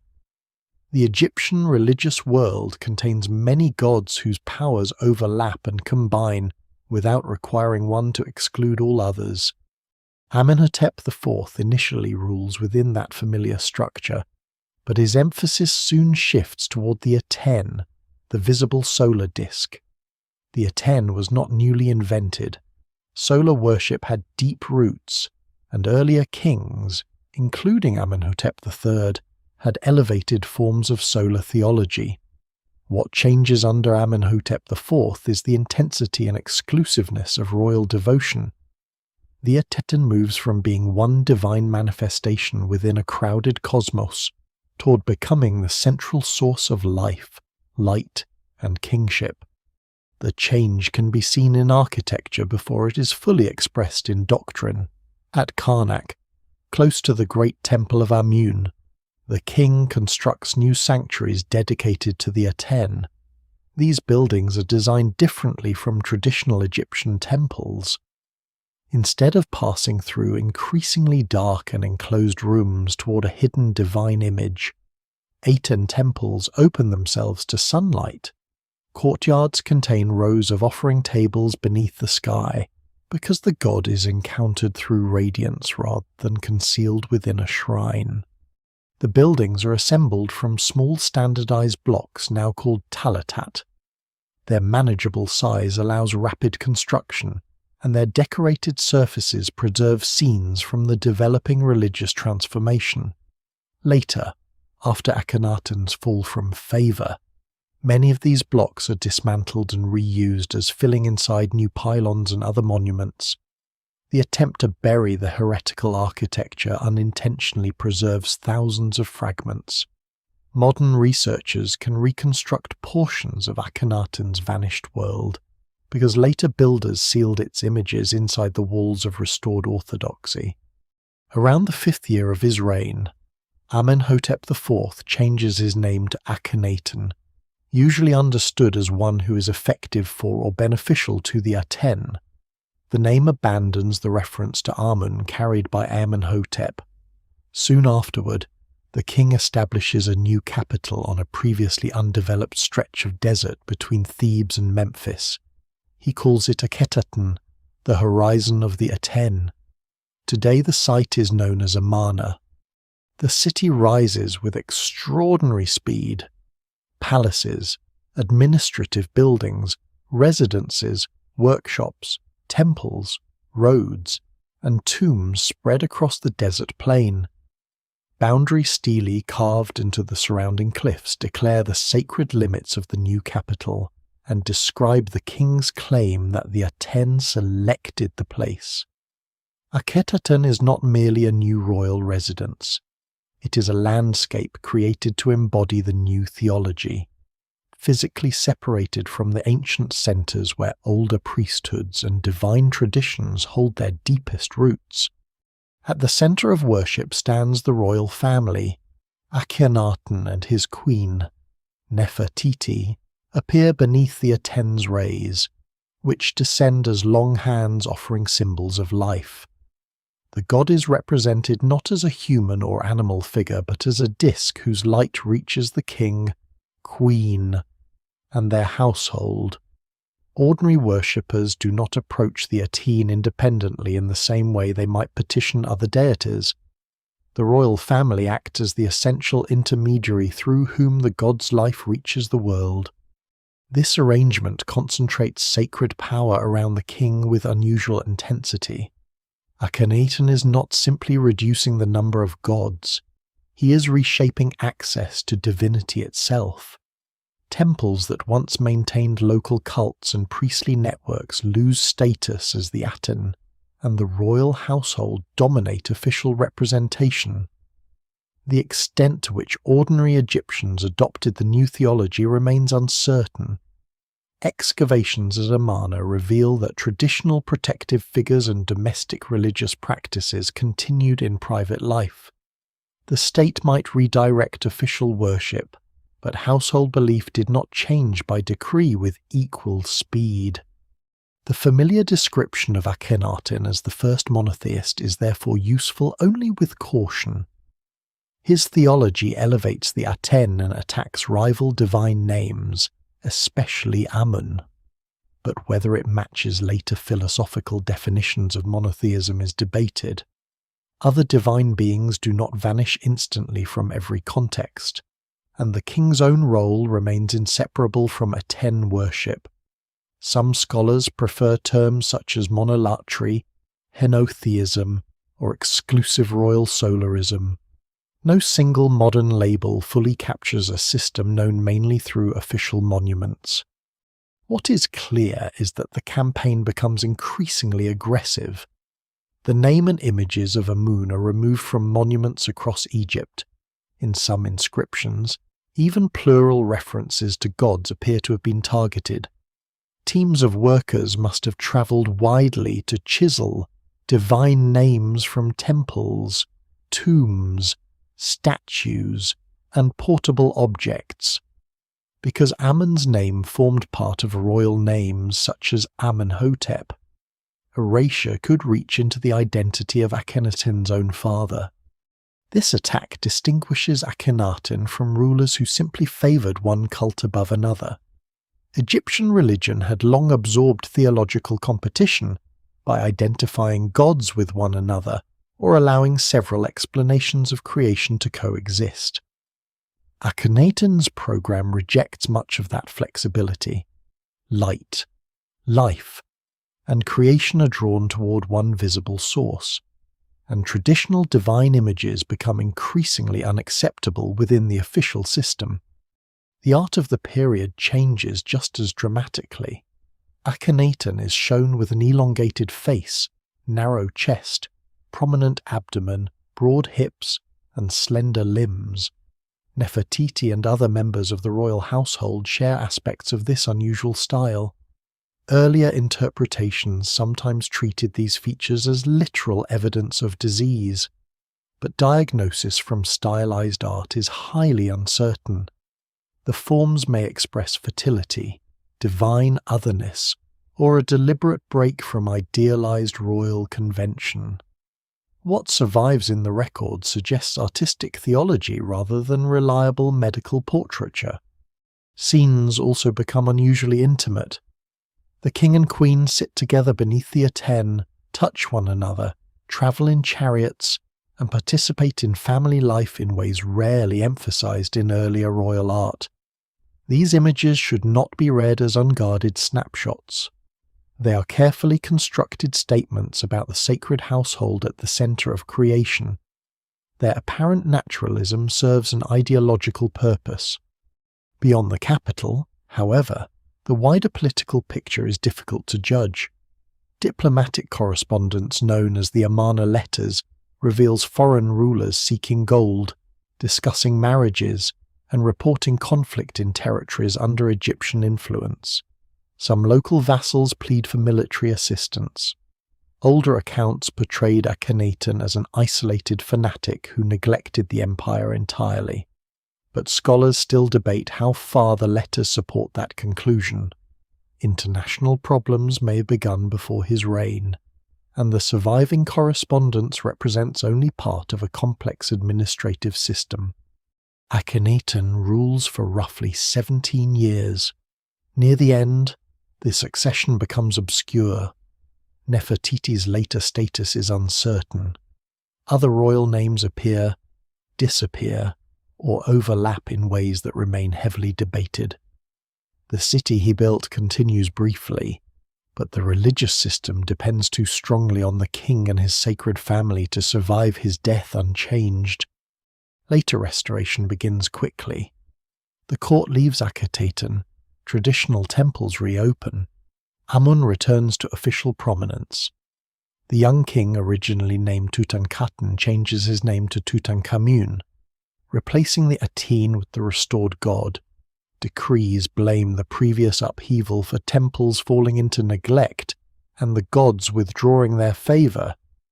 Akhenaten himself becomes the unnamed enemy, the criminal of Akhenaten, a ruler increasingly denied even the dignity of direct remembrance. His monuments are dismantled, his statues are broken, his names are cut away, his city is abandoned and quarried. Later kings reuse his building blocks and claim the restoration as their own achievement in the Abydos King List. Amenhotep III is followed not by his son, but eventually by Horemheb, as though the Amarna succession had never possessed legitimate place in royal time. Yet Akhenaten's failure to remain an accepted ancestor ensures his modern survival. The abandoned city preserves houses, workshops, records, temples, sculptures, and fragments of daily life with unusual clarity. His ruined capital becomes one of the richest archaeological windows into the new kingdom. The king whom official memory tried to seal away now stands among the most recognizable rulers of ancient Egypt. His face survives in broken stone, his theology in shattered inscriptions, and his city in the desert outline of streets no later settlement completely covered. The sacred order rejected him, but the violence of that rejection left evidence everywhere. The evidence left by Akhenaten's rejection is abundant, but the years immediately after him are among the most difficult in Egyptian royal history. Names overlap, titles change, monuments are reused. A ruler appears in one inscription and vanishes from another. The court seems to move through a sequence of brief reigns, while trying to separate itself from the religious experiment that had defined the previous generation. It is in this unstable passage that Smenkhkare, Neferneferuaten, Tutankhamun, and I appear, four rulers standing between the world Akhenaten built and the restored order that later kings wished to claim had never been broken. The first problem is that the succession itself remains uncertain. Akhenaten's final years may have included one or more co-rulers.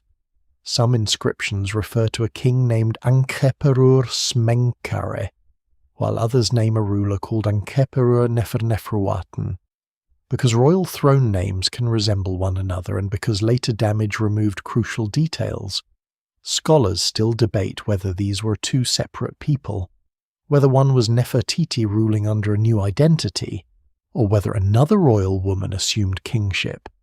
The evidence remains incomplete, and no single reconstruction fully explains every inscription.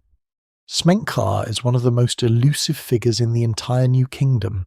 He may have been a son or close relative of Akhenaten, perhaps elevated as co-regent near the end of the reign. A small number of monuments connect him with the royal family, and he appears alongside a queen named Meritaten, one of Akhenaten's daughters. Yet his rule seems to have been brief. No securely identified tomb or substantial independent building program confirms how long he governed or what policies he pursued. Neferneferuaten is even more controversial. The name appears with feminine grammatical forms in some inscriptions, strongly suggesting a female ruler. Nefertiti is the most widely discussed candidate because her status had risen dramatically during Akhenaten's reign, and her original name included the element Neferneferuaten. Other possibilities have been proposed, including Meritaten. What survives does not allow a universally accepted answer. This uncertainty is not simply the result of careless ancient record-keeping. The end of the Amarna period was later subjected to deliberate suppression and appropriation. Names were erased, objects reinscribed, and burial equipment reassigned. When several rulers used related throne names and when later regimes had reason to blur the transition, even small fragments become difficult to interpret. A damaged cartouche can determine whether a royal object belonged to a male king, a female king, or a successor who reused it. For a short time, the court may have tried to preserve parts of Akhenaten's system while softening its most divisive features. Aten worship did not vanish the instant he died. Akhenaten continued to function briefly, and officials remained connected to the city. Yet the political gravity of Egypt was already shifting. The temples of the traditional gods possessed deep regional roots, economic networks, and priestly communities. A religious order centered so narrowly on one king and one capital could not easily survive the ruler who had embodied it. Into this uncertainty comes Tutankhaten, a young king whose original name still honors the Aten. His parentage has been reconstructed partly through genetic analysis of royal mummies, though identifications within the 18th dynasty family remain debated at several points. He was closely connected to Akhenaten's line and married Akhenaten, one of Akhenaten and Nefertiti's daughters. Their names place the young royal couple inside the Amarna world at the beginning of the reign. But the names soon change. Tutankhaten becomes Tutankhamun, Akhenaten becomes Akhenaten. The transformation is small in sound but enormous in meaning. Aten is replaced by Amun. The young king's identity is rewritten to announce religious restoration. A formal restoration inscription issued during Tutankhamun's reign describes temples in decay, sanctuaries abandoned, and the gods no longer responding to prayers.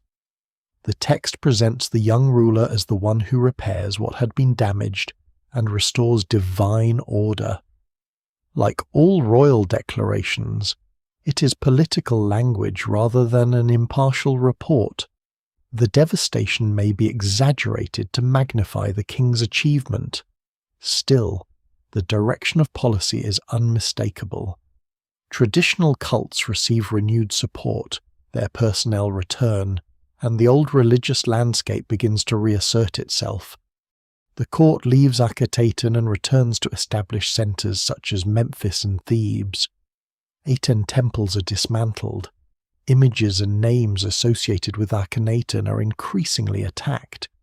Yet Tutankhamun's restoration does not secure his own place in official memory. He remains too closely tied to the rejected dynasty. His reign lasts roughly a decade, ending while he is still young. The cause of his death has inspired endless speculation, but the surviving medical and archaeological evidence does not support a single dramatic explanation with certainty. Injury, illness, genetic vulnerability, and other factors have all been discussed. What matters for royal succession is that he appears to have left no surviving heir. The absence of an obvious successor creates another dangerous gap. Tutankhamun's widow, Akhenaten, may be connected with a remarkable episode preserved in Hittite records. An Egyptian queen writes to the Hittite king, saying that her husband has died and that she has no son. She asks for one of the Hittite princes to become her husband and king of Egypt.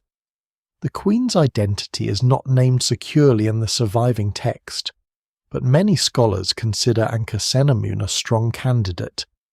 If so, the request reveals extraordinary desperation.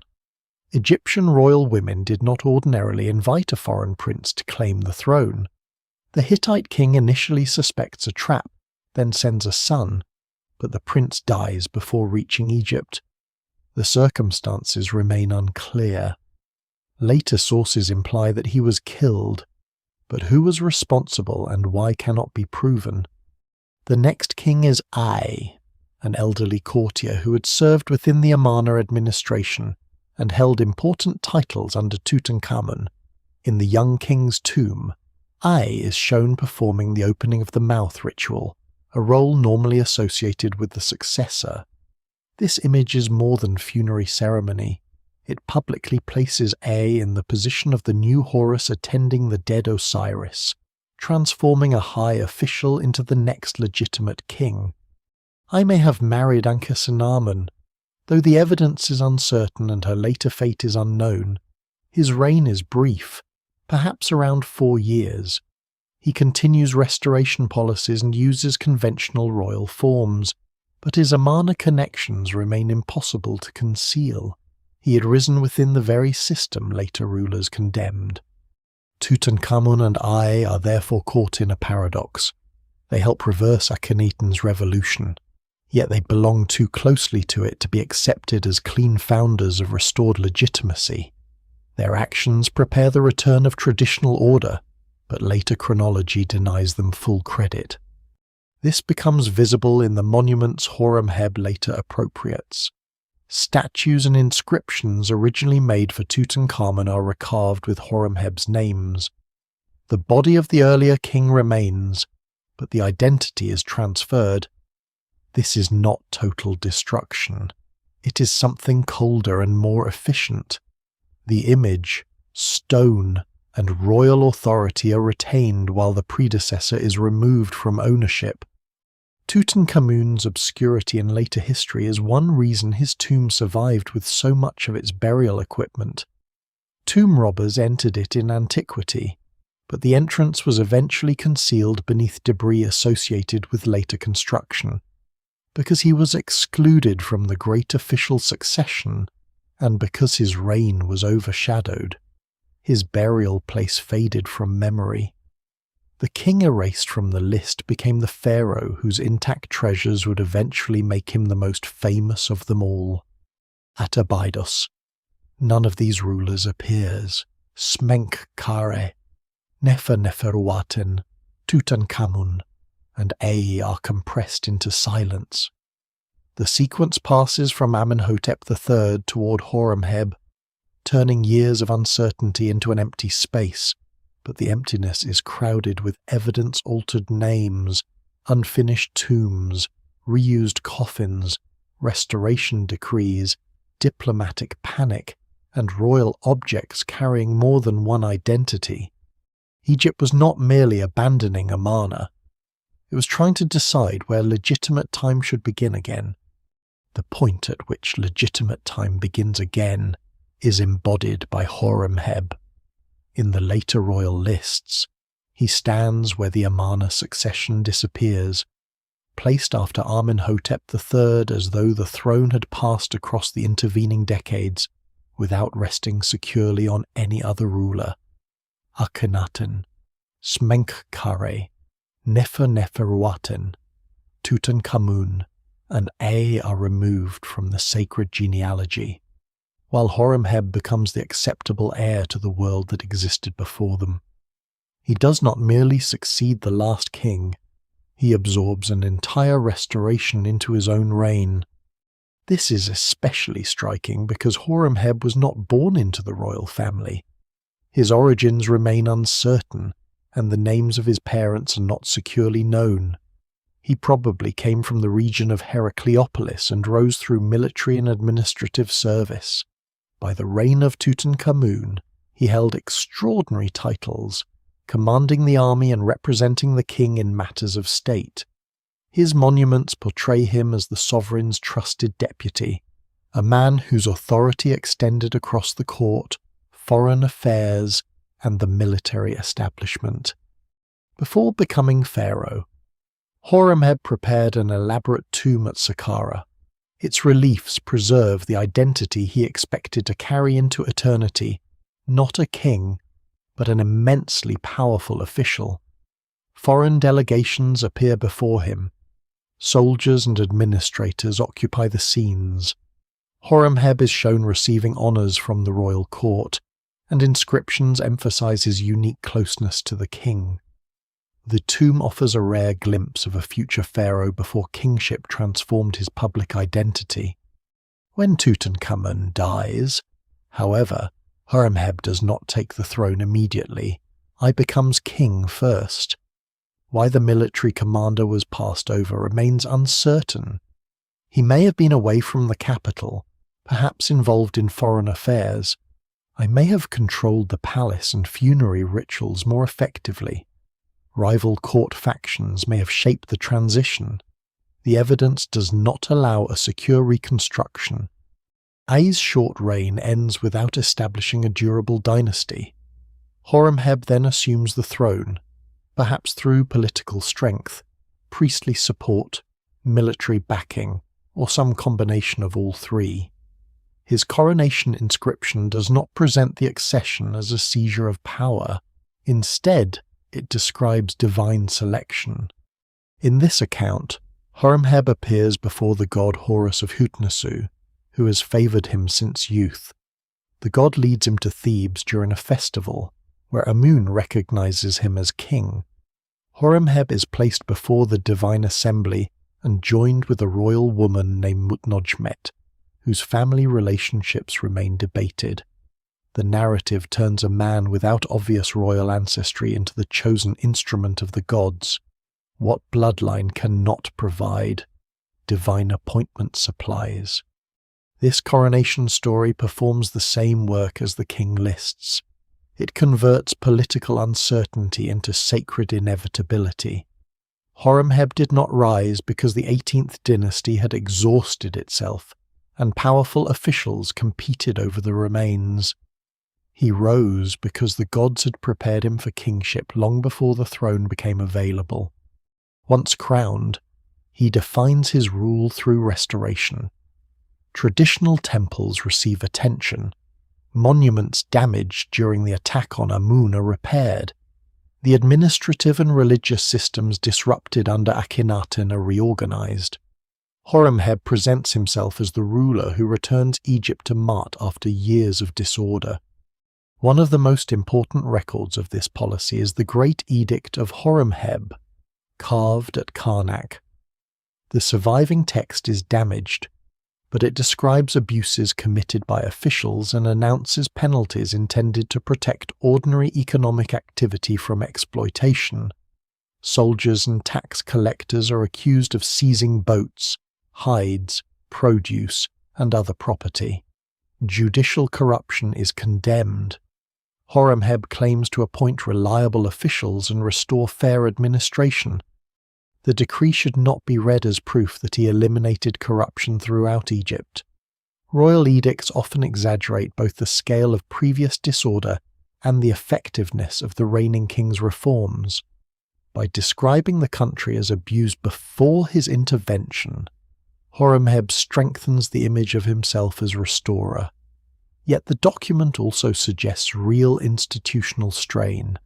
Years of religious upheaval, uncertain succession, and court politics had likely disturbed administrative networks.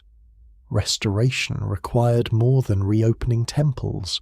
It required making the state appear dependable again. Horemheb's attack on the Amarna legacy intensified that process. Akhenaten's monuments continued to be dismantled, their small Talatat blocks reused as construction fill. Names and images associated with the rejected regime were removed. The abandoned capital at Akhenaten lost its remaining official importance. Horemheb did not begin every act of suppression, but under him rejection became systematic state policy. His treatment of Tutankhamun is more complicated. Tutankhamun had already restored Amun and abandoned Akhenaten's capital. In principle, he had worked toward the same religious goal, but Horemheb could not allow the young king to stand as the principal restorer without weakening his own position. Tutankhamun remained a biological product of the Amarna house, and his monuments offered both material and symbolic resources. Statues made for Tutankhamun were recarved with Horemheb's cartouches, inscriptions were altered. Restoration works initiated under the younger king could be absorbed into Horemheb's program. The earlier ruler's body in stone remained useful, but his name did not. Horemheb's policy was therefore not simple destruction. It was historical annexation. I received even harsher treatment. His monuments and tomb were attacked after his death, and his name was removed in several places. Horemheb had stronger reason to regard him as a direct rival, the man who had occupied the throne between Tutankhamun and himself. By suppressing A along with the rest of the Amarna succession, Horemheb could present his own accession as the true end of the crisis. This rearrangement influenced later chronology. Ramesside king lists accepted Horemheb while omitting the rulers who preceded him after Amenhotep III. The sacred sequence did not need to explain where the missing years had gone. It simply established which ruler belonged to the legitimate chain. Horemheb became the bridge over the forbidden period. Even the length of his reign remains uncertain. Surviving dated inscriptions confirm more than a decade, but scholars have proposed longer reigns based on later chronological evidence and the scale of his building activity. Suggestions that he ruled for close to 3 decades have competed with lower estimates. The evidence remains incomplete, and every reconstruction affects the dates assigned to the end of the 18th dynasty. What is clear is that Horemheb had no surviving son to inherit the throne. To prevent another unstable succession, he selected a trusted military and administrative figure named Paramessu as heir. Paramessu came from a family rooted in the Eastern Delta and had a son and grandson, offering the dynastic continuity Horemheb lacked. On accession, he became Rameses I, founder of the 19th dynasty. This choice was one of Horemheb's most consequential acts. The new royal family would produce Seti I and Rameses II, the very kings under whom the purified version of succession was carved into monuments such as the Abydos list. Seti's temple therefore preserves a history shaped by the man who chose his father as heir. Horemheb had erased the path by which he reached the throne, and the dynasty he created made that revised path sacred. There is an understated irony in his two tombs. At Saqqara, the private monument preserves Horemheb as the official who served a king later omitted from history. In the Valley of the Kings, his royal tomb presents him within the timeless world of pharaohs. The first identity exposes the political career that made his rise possible. The second announces that the gods had always intended it. Horemheb did not restore an untouched past. He created a new political order by claiming that the old one had returned. His reforms, appropriations, erasures, and choice of successor transformed the Amarna collapse into the foundation of Ramesside legitimacy. The forbidden kings were not merely placed behind him. Their years, monuments, achievements, and restoration efforts were drawn into his image until he appeared to stand alone at the end of the darkness. History did not leap from Amenhotep III to Horemheb, but sacred memory learned how to make the leap look effortless. The leap looks effortless only because the labour of erasure is usually hidden. A name disappears from a wall, a face is recut, a statue receives a new cartouche, and centuries later the result appears almost natural. Yet historical suppression in ancient Egypt was rarely a single dramatic act. It was a process carried out by stoneworkers, priests, officials, architects, and scribes, each altering the physical world in ways that could redirect memory without always destroying the monument itself. The most obvious method was to attack the name. Royal names were often enclosed within cartouches, elongated ovals that visually protected the identity of the king. To strike the signs inside a cartouche was to do more than damage an inscription. It separated the monument from its original owner and threatened the continued ritual presence of that ruler. In some cases, workers carefully removed only the name while leaving the surrounding scene intact.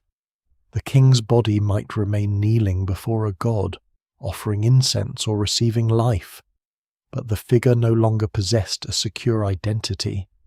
This produces one of the strangest sights in Egyptian archaeology, an intact royal scene centered on an empty or scarred oval. The human form survives, the ritual remains legible, and the gods continue to extend their blessings towards someone who has been made nameless. The erasure becomes more visible than the original inscription ever was. What was intended as absence hardens into evidence. Sometimes the attack was selective. Hatshepsut's royal names were removed from prominent monuments, while references to her as queen, daughter, or divine worshipper could remain. Her kingship was the dangerous element. Akhenaten's name was erased more aggressively, and the damage often extended to the Aten and to divine names that conflicted with his theology. Under later restorers, the work of suppression could involve several layers. Akhenaten had ordered the removal of Amun's name, and his successors then restored Amun while erasing Akhenaten in turn. The stone became a battlefield of competing absences. Carving over an earlier inscription offered another solution. A cartouche could be widened or altered to fit the name of a successor. Royal titles could be replaced while the surrounding figure remained. In this way, a monument did not need to be destroyed to change ownership. The later king inherited the authority of the image, the expensive stone, the divine association, and the public location. The earlier ruler lost all four. This practice is often called usurpation, though the word can imply a simple act of theft. In reality, the motives varied. A later king might appropriate a monument because stone and labour were costly. He might complete work left unfinished after a predecessor's death. He might wish to associate himself with a revered ancestor, or deny credit to a rival. Sometimes an old name was replaced in a remote location where few people would ever see it, suggesting that ritual ownership mattered as much as public propaganda. Tutankhamun's monuments reveal how efficient this could be. Horemheb did not need to shatter every statue connected with the young king. He could preserve the royal body, change the cartouches, and redirect the monument's identity toward himself. The result was not empty space but substitution. A forgotten king remained physically present beneath another man's name. Reused stone carried suppression even further. Temples were enormous reservoirs of worked material. When a building fell from favour, its blocks could be dismantled and inserted into new structures as foundations, filling, or internal support. Akhenaten's Talatat blocks were ideal for this purpose because their small standardized size made them easy to transport and pack into later pylons. Thousands disappeared inside monuments dedicated to the restored gods. To the builders, burial within a wall may have seemed like a practical and symbolic defeat of the old regime. The images of Aten worship vanished from sight. Their temple architecture ceased to function, and the material itself strengthened the structures of the restored order. Yet concealment also protected the reliefs from weather and later destruction. When modern archaeologists extracted and documented the blocks, fragments of vanished processions, palaces, offerings, and royal figures returned to view. The act meant to erase Akhenaten's sacred landscape preserved a disassembled archive of it. Statues could undergo a similar afterlife. Some were broken and buried, others were reused as building fill, foundation deposits, thresholds, or raw material. A statue's nose, face, arms, or inscriptions might be deliberately damaged, but not every break signalled political hatred. Stone fractures during collapse, transport, quarrying, reconstruction, or later looting. Distinguishing intentional mutilation from practical destruction requires attention to patterns. A targeted blow to the nose has often been interpreted as an attempt to prevent an image from breathing. Damage to the eyes could deny sight, while removing hands might stop the figure from making offerings or receiving objects. Egyptian images were believed capable of active presence when ritually prepared, so damaging specific body parts could neutralize their power. Yet scholars must be cautious. Protruding features also break easily through accidental force. One damaged face proves little by itself. Repeated patterns across a controlled group are more persuasive. Recent reassessment of Hatshepsut statues illustrates the difficulty. Their burial and fragmentation were once read almost entirely as evidence of enraged destruction. Closer examination shows more varied treatment. Some faces survived. Certain breaks appear connected with orderly dismantling. Parts were reused in later construction. Political suppression remained real, but it operated through ritual deactivation and architectural recycling, as well as violence against the image. The same monument could pass through several identities. A statue might begin as a representation of one king, be recarved for another, move to a new temple, damaged during a later political campaign, buried as construction material, and rediscovered in fragments. By the time archaeologists encounter it, the object carries a history far longer than the reign that created it. This is why erasure is rarely complete destruction. Complete destruction is expensive, time-consuming, and often unnecessary. The state does not need to pulverize every stone if it can remove the signs that make the monument belong to a specific person. A changed cartouche can rewrite ownership. A sealed doorway can end ritual use. A dismantled statue can lose its power. A king omitted from offerings can be excluded from the active community of royal ancestors, even while his monuments remain standing. Scribes also participated in this process. A ruler could be skipped in genealogies, denied a place in king lists, or referred to indirectly through hostile titles. Akhenaten could become the enemy from Akhenaten, rather than a named predecessor. Regnal years might be absorbed into the chronology of a restorer.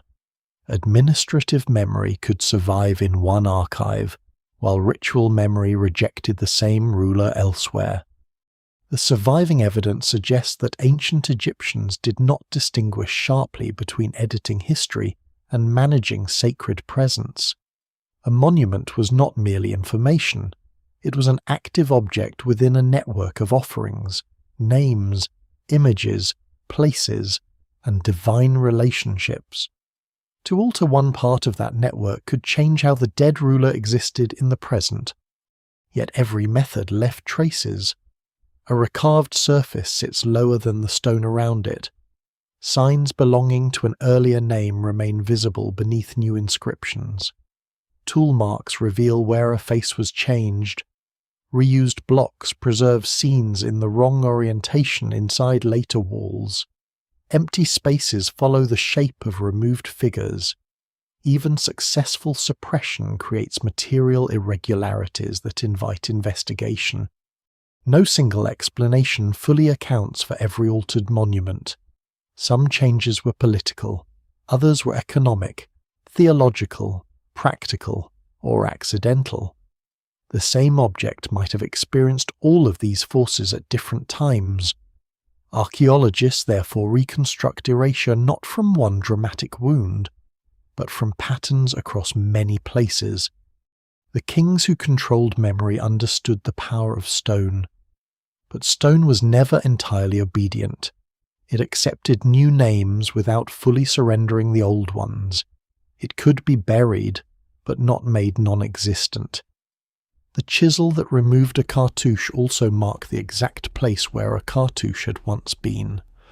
Erasure changed what later generations were meant to see. It could not prevent them from seeing that something had been changed. The marks of alteration reveal that Egyptian history was never preserved by one voice. It passed through temples, royal courts, priestly families, workshops, archives, tombs, and later copyists, each with its own needs and its own limits. That is why the surviving king lists disagree. Their differences do not simply expose mistakes. They show that remembrance itself was a political and religious practice. Abydos presents one version of the royal past. Saqqara presents another. Karnak preserves names that other lists exclude. The Turin Canon reaches much further into periods of division, but arrives damaged and incomplete.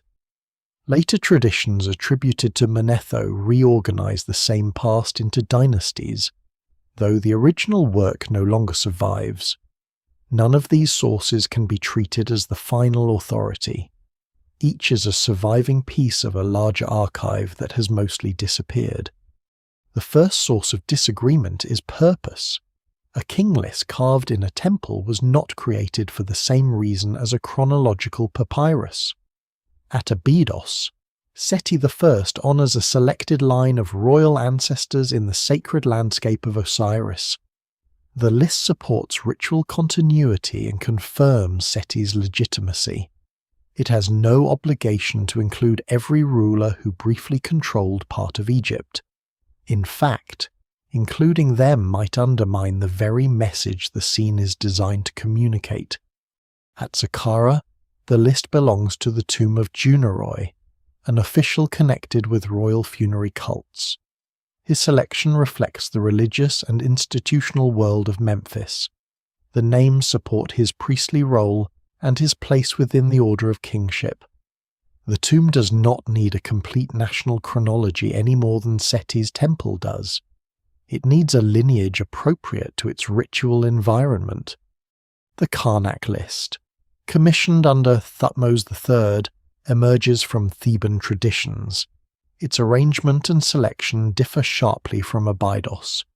It includes some rulers from divided periods whom later lists exclude, possibly because their cults or historical associations remained meaningful at Thebes. This does not make Karnak objectively truthful and Abydos false. It means that the two monuments answer different questions. Abydos asks which predecessors can support the purified lineage of Seti I. Karnak asks which royal figures can be honoured within the political and religious world of Thutmose III. Saqqara reflects the memory useful to a Ramesside priestly official.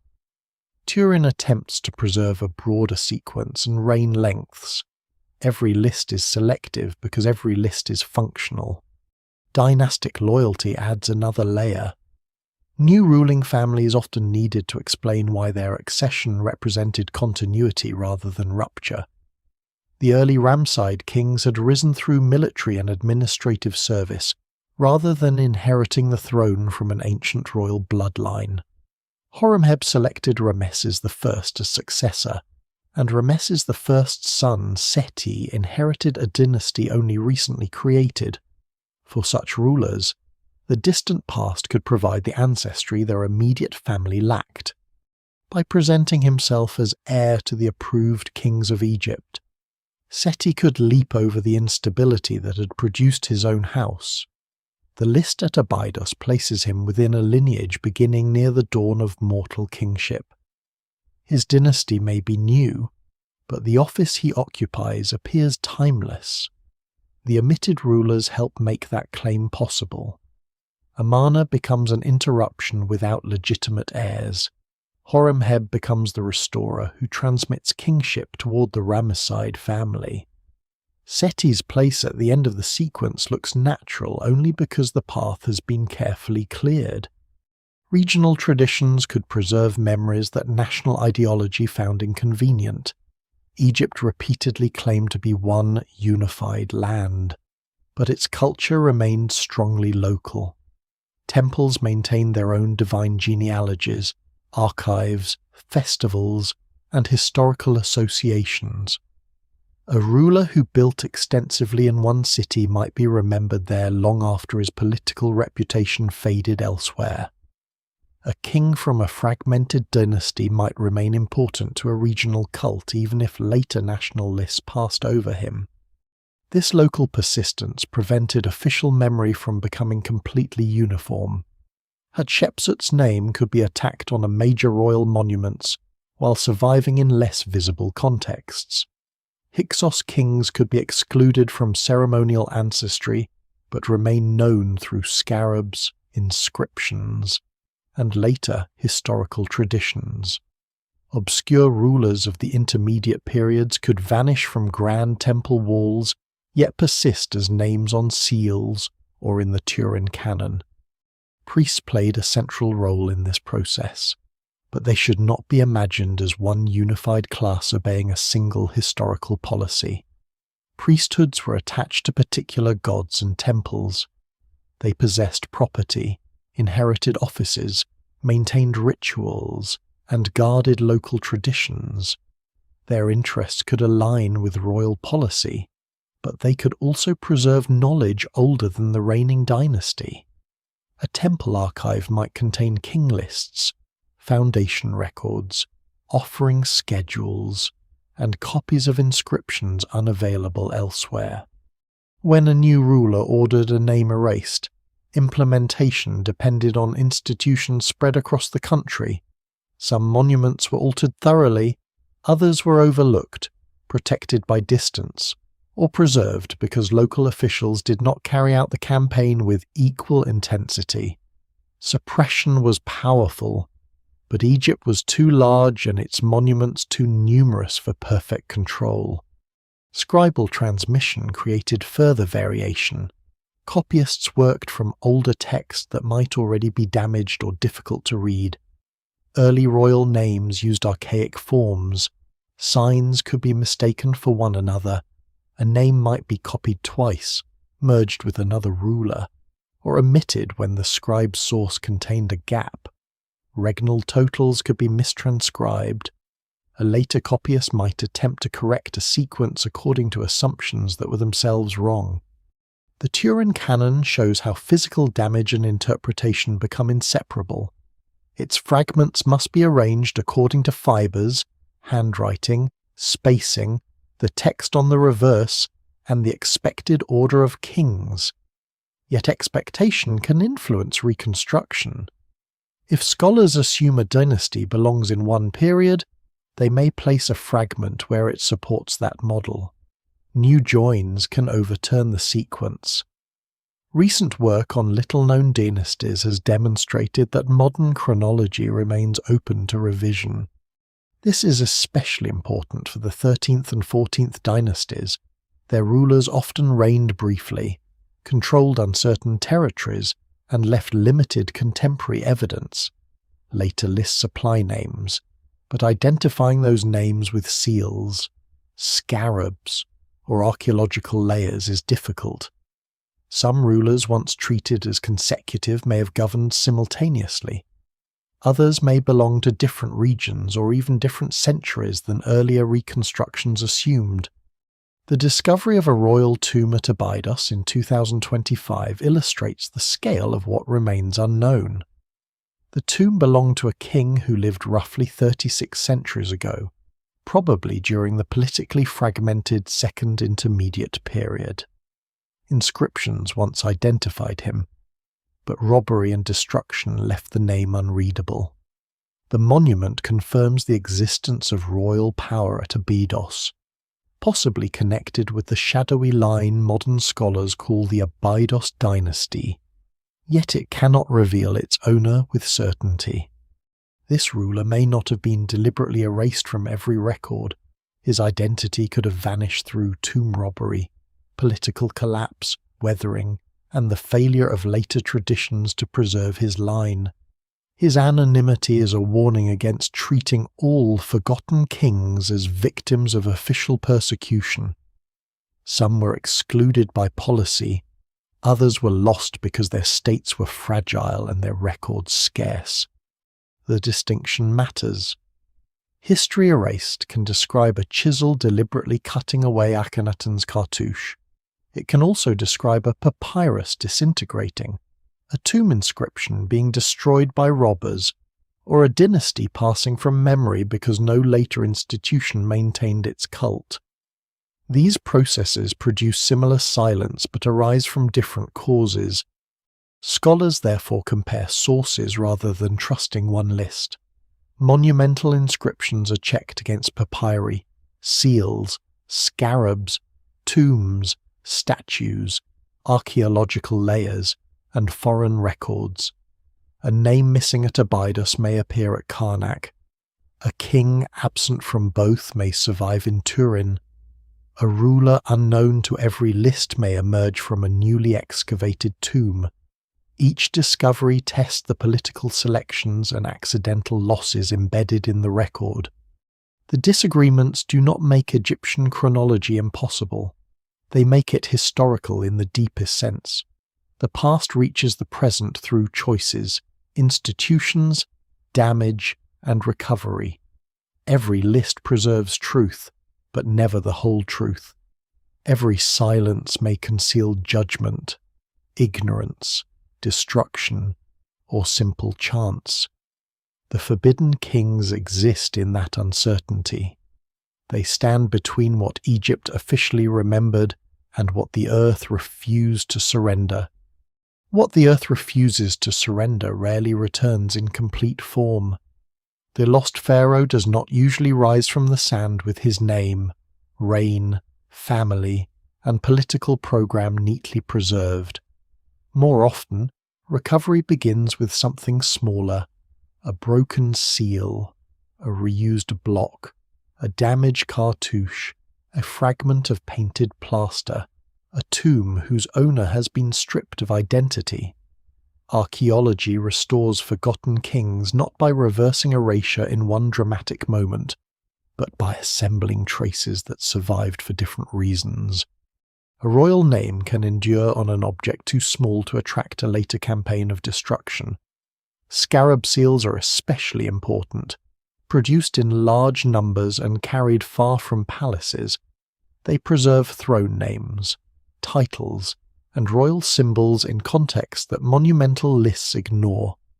A king whose temples were dismantled may still appear on a scarab found in a burial, settlement, or trading centre hundreds of kilometres away. The object does not provide a full biography, but it proves that the name circulated, that an administration recognised it, and that the ruler once occupied a place in the machinery of the state. Seals can also expose the geography of power. When examples bearing one royal name cluster in the Delta, another group appears in Upper Egypt, and contemporary layers suggest overlap. Scholars may infer that rival kings ruled different regions at the same time. Such patterns complicate the tidy succession inherited from later dynastic schemes. They reveal political landscapes in which royal authority was divided, negotiated, and sometimes astonishingly local. The challenge is that names alone are not always enough. Egyptian rulers used several titles, and similar names could recur across centuries. A scarab may imitate an older style or remain in circulation long after the reign that produced it. Objects can move through trade, inheritance, or looting. Archaeological context therefore matters as much as inscription. A seal recovered from a documented layer carries more historical weight than one purchased without provenance, no matter how clearly its signs are carved. Epigraphers approach larger monuments with equal caution. They study the forms of hieroglyphs, the direction of carving, the depth of cut surfaces, and the faint remains of earlier inscriptions beneath later ones. Light cast at a low angle can reveal signs invisible under ordinary viewing. Digital photography, three-dimensional scanning, and reflectance imaging can distinguish recarving from original work. A cartouche apparently belonging to one king may prove to have been widened, lowered, or reshaped to cover the name of another. This is how appropriation begins to unravel. The later king's inscription remains visible, but the displaced owner returns as a shadow within the stone. A surviving curve, an incompatible sign, or an erased title can reveal that the monument changed hands. Sometimes enough remains to identify the first ruler. In other cases, scholars can only conclude that an earlier name existed. Even that uncertainty is valuable, because it demonstrates that the official surface is not the monument's complete history. Reused blocks offer another archive. Builders often placed older decorated stones inside walls, foundations, and pylons, where their original scenes were hidden. When archaeologists document these blocks, they can reconstruct structures that no longer stand. Thousands of talatat from Akhenaten's temples have been photographed, catalogued, and compared. Computer-assisted matching allows fragments scattered across storage areas and museums to be joined virtually. A procession divided among dozens of blocks can slowly regain its order. A vanished palace facade can emerge from stones used as filling by the regime that rejected it. The work is painstaking because the blocks were not reused in sequence. A king's head may survive in one building, the Athens raise in another, and the remainder of the scene far away. Colours fade, edges break, and repeated motifs make false joins possible. Scholars still debate many reconstructions, yet the method transforms architectural destruction into historical evidence. The dismantling that removed Akhenaten's monuments from view created a fragmented collection that modern researchers can partially restore. Hatshepsut's statues have undergone a more visible resurrection. Excavators at Deir el-Bahri recovered heads, torsos, bases, and inscribed fragments from pits and construction deposits. Conservators compared stone type, scale, fracture surfaces, and surviving paint. Pieces separated for millennia were fitted together until royal figures stood again. The restored statues do not erase the violence of their afterlife. Their joins remain visible, and missing portions preserve the history of suppression. The Queen returns not as an untouched image, but as a ruler whose survival includes the marks of attempted removal. This physical reconstruction also changes interpretation. When fragments are studied as a group rather than as isolated museum objects, patterns become clearer. Some statues show deliberate targeting, others reveal controlled dismantling. Several retain facial features once assumed to have been universally destroyed. Archaeology does not simply recover Hatshepsut's appearance, it recovers the complexity of what happened to her monuments. Tombs provide a different kind of evidence because they bring together architecture, burial practice, inscriptions, and objects. Even a robbed royal tomb can preserve enough to identify status and approximate date. The shape of the chambers, decorative program, construction technique, pottery, and surviving fragments of funerary equipment can place an unknown ruler within a political period. When the name is missing, the tomb becomes a royal presence without a face. The unidentified tomb announced at Abydos in 2025 belongs to this category. Its scale and surviving inscriptions indicate a king, probably from the fragmented age around the Second Intermediate period. The royal name once appeared in painted or carved bands, but ancient robbery and later damage removed the decisive signs. Archaeologists can recognize the office while losing the individual. The discovery strengthens the case that Abydos supported a line of local rulers. Yet it also demonstrates how close recovery can come without reaching certainty. Nearby tombs and monuments may eventually supply the missing connection. A seal in one chamber, a fragment of a name in another, or a matching architectural feature could identify the ruler. Archaeology often advances through relationships between discoveries made years apart. A find that seems mute at first can become legible after another site provides the missing comparison. Foreign archives sometimes restore Egyptian kings from outside Egypt. Diplomatic letters, tribute records, and inscriptions from neighboring states preserve interactions that Egyptian monuments omit or reshape. The Hittite account of an Egyptian queen seeking a royal husband survives because another court recorded the crisis. Levantine sites preserve Egyptian royal objects far from the Nile. Nubian inscriptions reveal campaigns and administrative claims. These external sources do not escape political bias, but they offer angles unavailable in the official Egyptian narrative. Scientific analysis adds further layers. Stone can be traced to quarries. Pigments can reveal stages of repainting. Wood, textiles, and organic remains can be dated within ranges. Mummy studies may clarify family relationships, though identifications and genetic interpretations must be treated carefully. No laboratory result can replace historical context. A biological connection does not automatically explain succession, legitimacy, or political identity. Modern recovery also depends on archives created by earlier excavators. Old photographs may show inscriptions before weathering or restoration altered them. Field notebooks can record the original position of fragments, now dispersed among museums.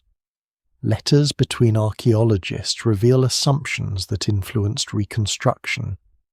The 2025 reassessment of Hatshepsut's statuary depended heavily on such records, demonstrating that new discoveries can emerge from evidence excavated a century earlier.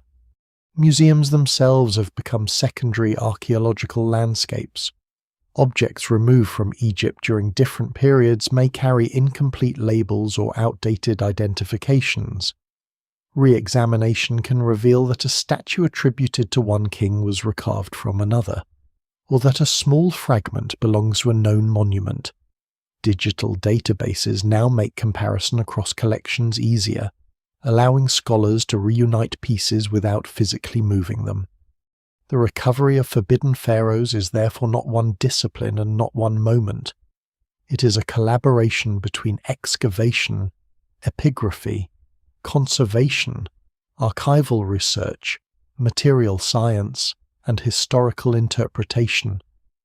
Every method corrects the limitations of another.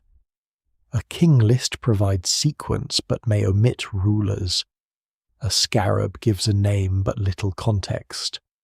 A tomb proves royal status but may lose identity. A reused statue preserves a body beneath another man's cartouche. What emerges is rarely complete enough to restore the past exactly as it was.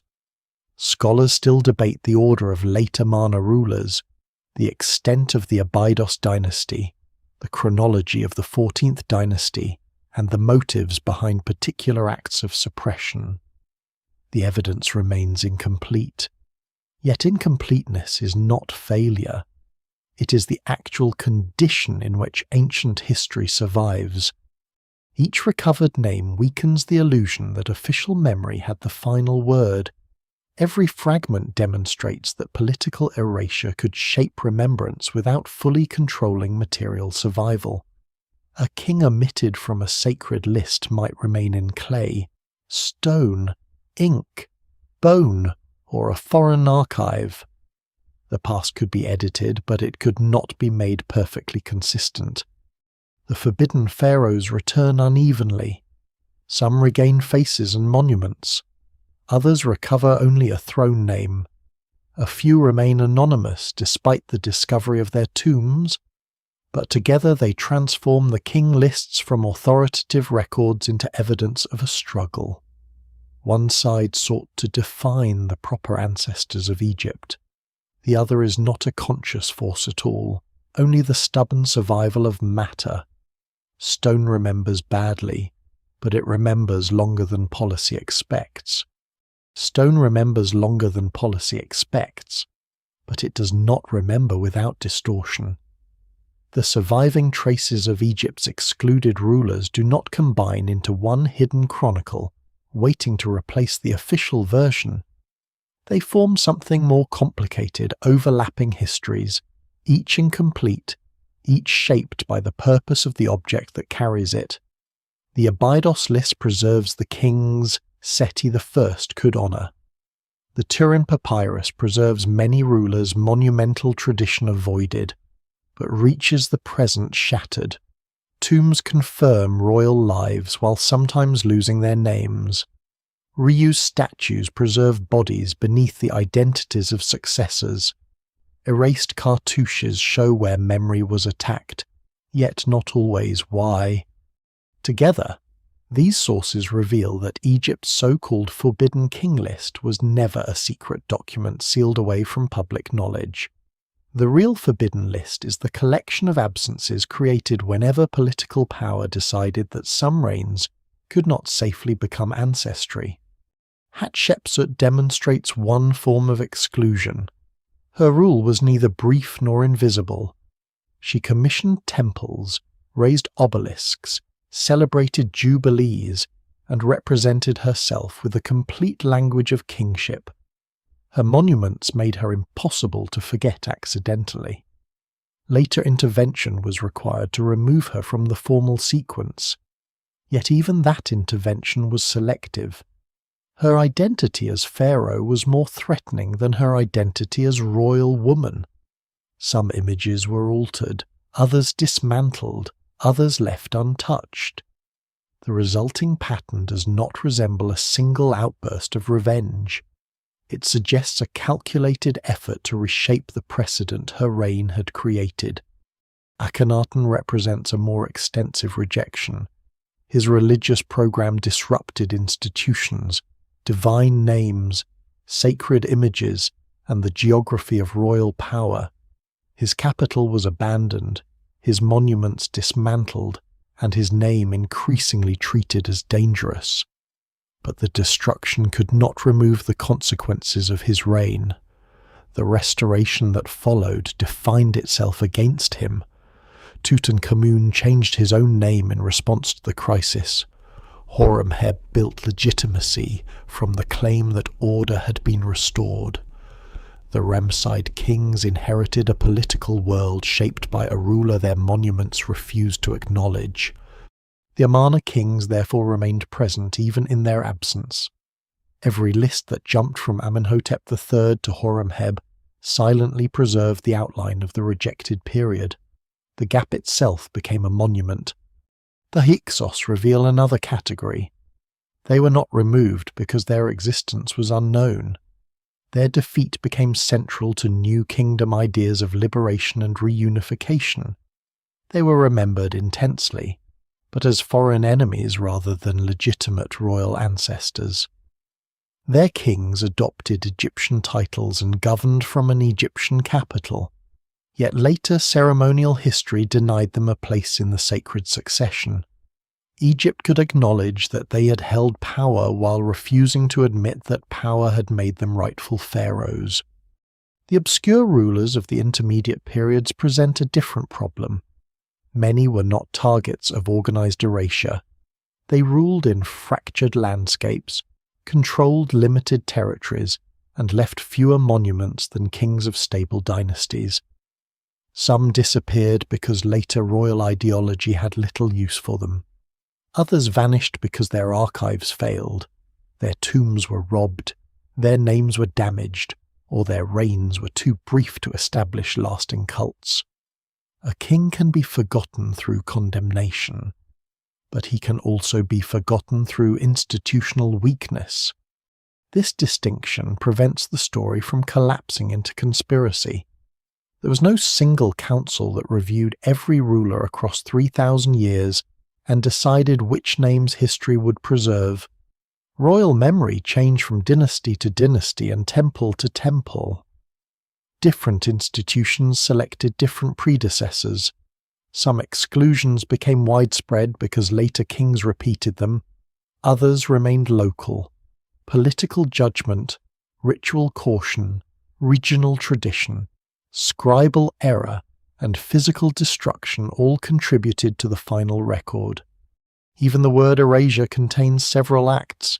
It can mean removing a name from a wall. It can mean replacing a cartouche while preserving the figure. It can mean dismantling a statue so that it can no longer function ritually. It can mean excluding a ruler from offerings.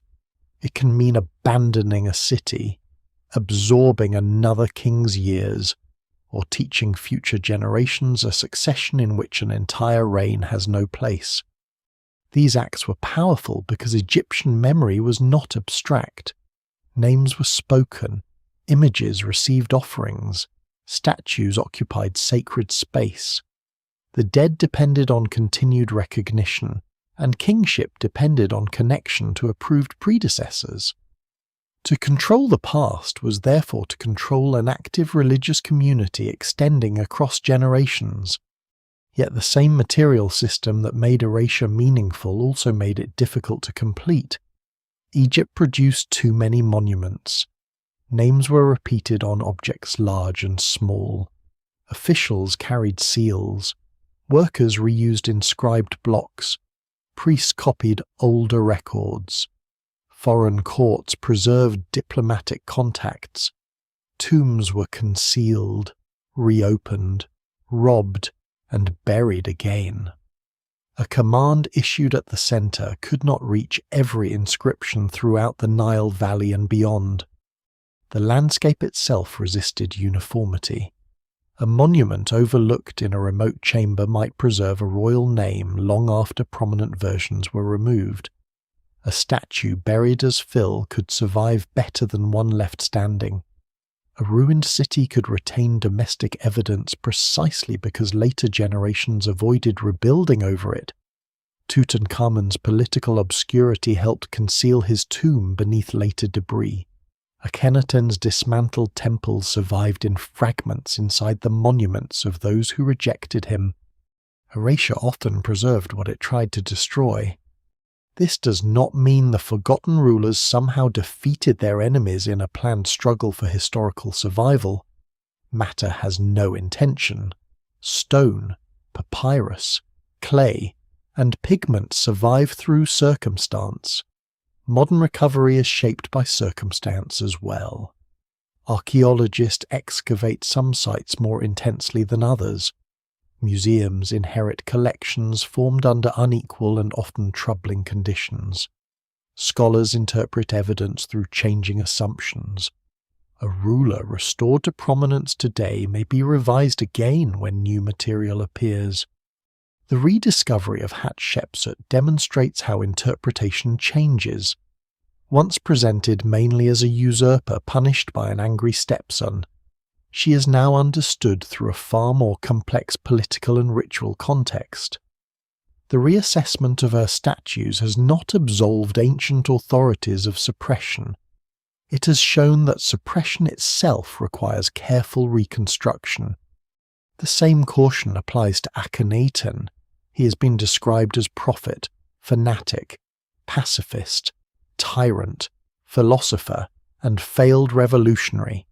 Each label captures only part of a reign known primarily through official art, damaged monuments, and later hostility. Scholars still debate his theology, political effectiveness, family relationships, and final years. The evidence remains incomplete, and mystery should not be mistaken for permission to fill every gap with certainty. The unknown king at Abydos carries that uncertainty in its purest form.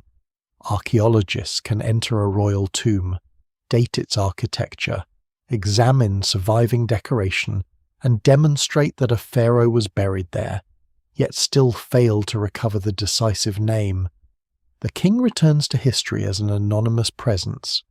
His tomb proves that the conventional lists do not contain every royal life, but it cannot yet tell us where his life belongs. Perhaps that is the most honest image with which to understand the forbidden kings. Not a hidden scroll containing every erased truth, but a damaged tomb whose missing inscription is surrounded by evidence. The emptiness matters because it was once occupied. Egypt's lists remain indispensable. Without Abydos, Saqqara, Karnak, and Turin, royal chronology would be far poorer. Their selectivity does not make them fraudulent. It makes them monuments of the cultures and regimes that produced them. They tell us which kings were known, which were honoured, how succession was imagined, and where later rulers placed the boundaries of legitimacy.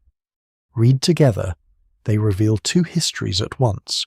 The first is the sequence of people who governed Egypt, as far as surviving evidence can reconstruct it.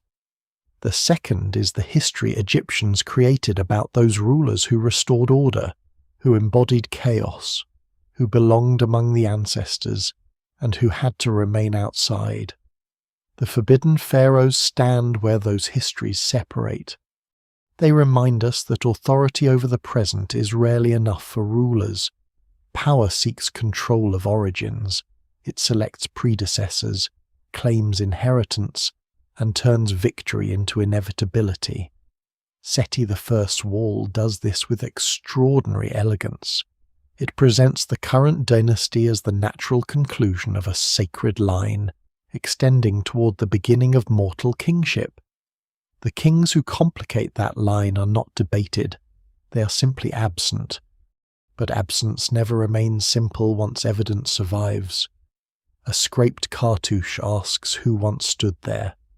A recarved statue preserves the proportions of an earlier face. A papyrus fragment supplies a name no temple procession will admit. A tomb without an owner confirms that royal power existed beyond the boundaries of remembered history. Each trace transforms silence into a question. Egypt's rulers understood that names could grant eternity. Their campaigns of omission reveal the reverse.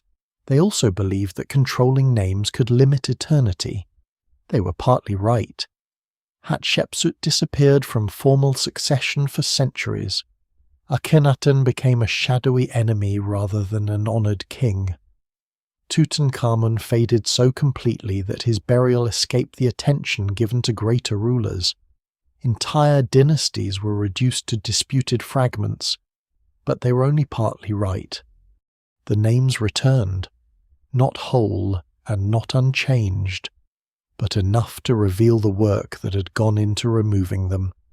The Forbidden List is therefore not merely a catalogue of lost pharaohs. It is evidence that memory in ancient Egypt was contested ground, shaped by those who ruled and unsettled by everything they could not fully destroy. The wall at Abydos still presents its perfect succession.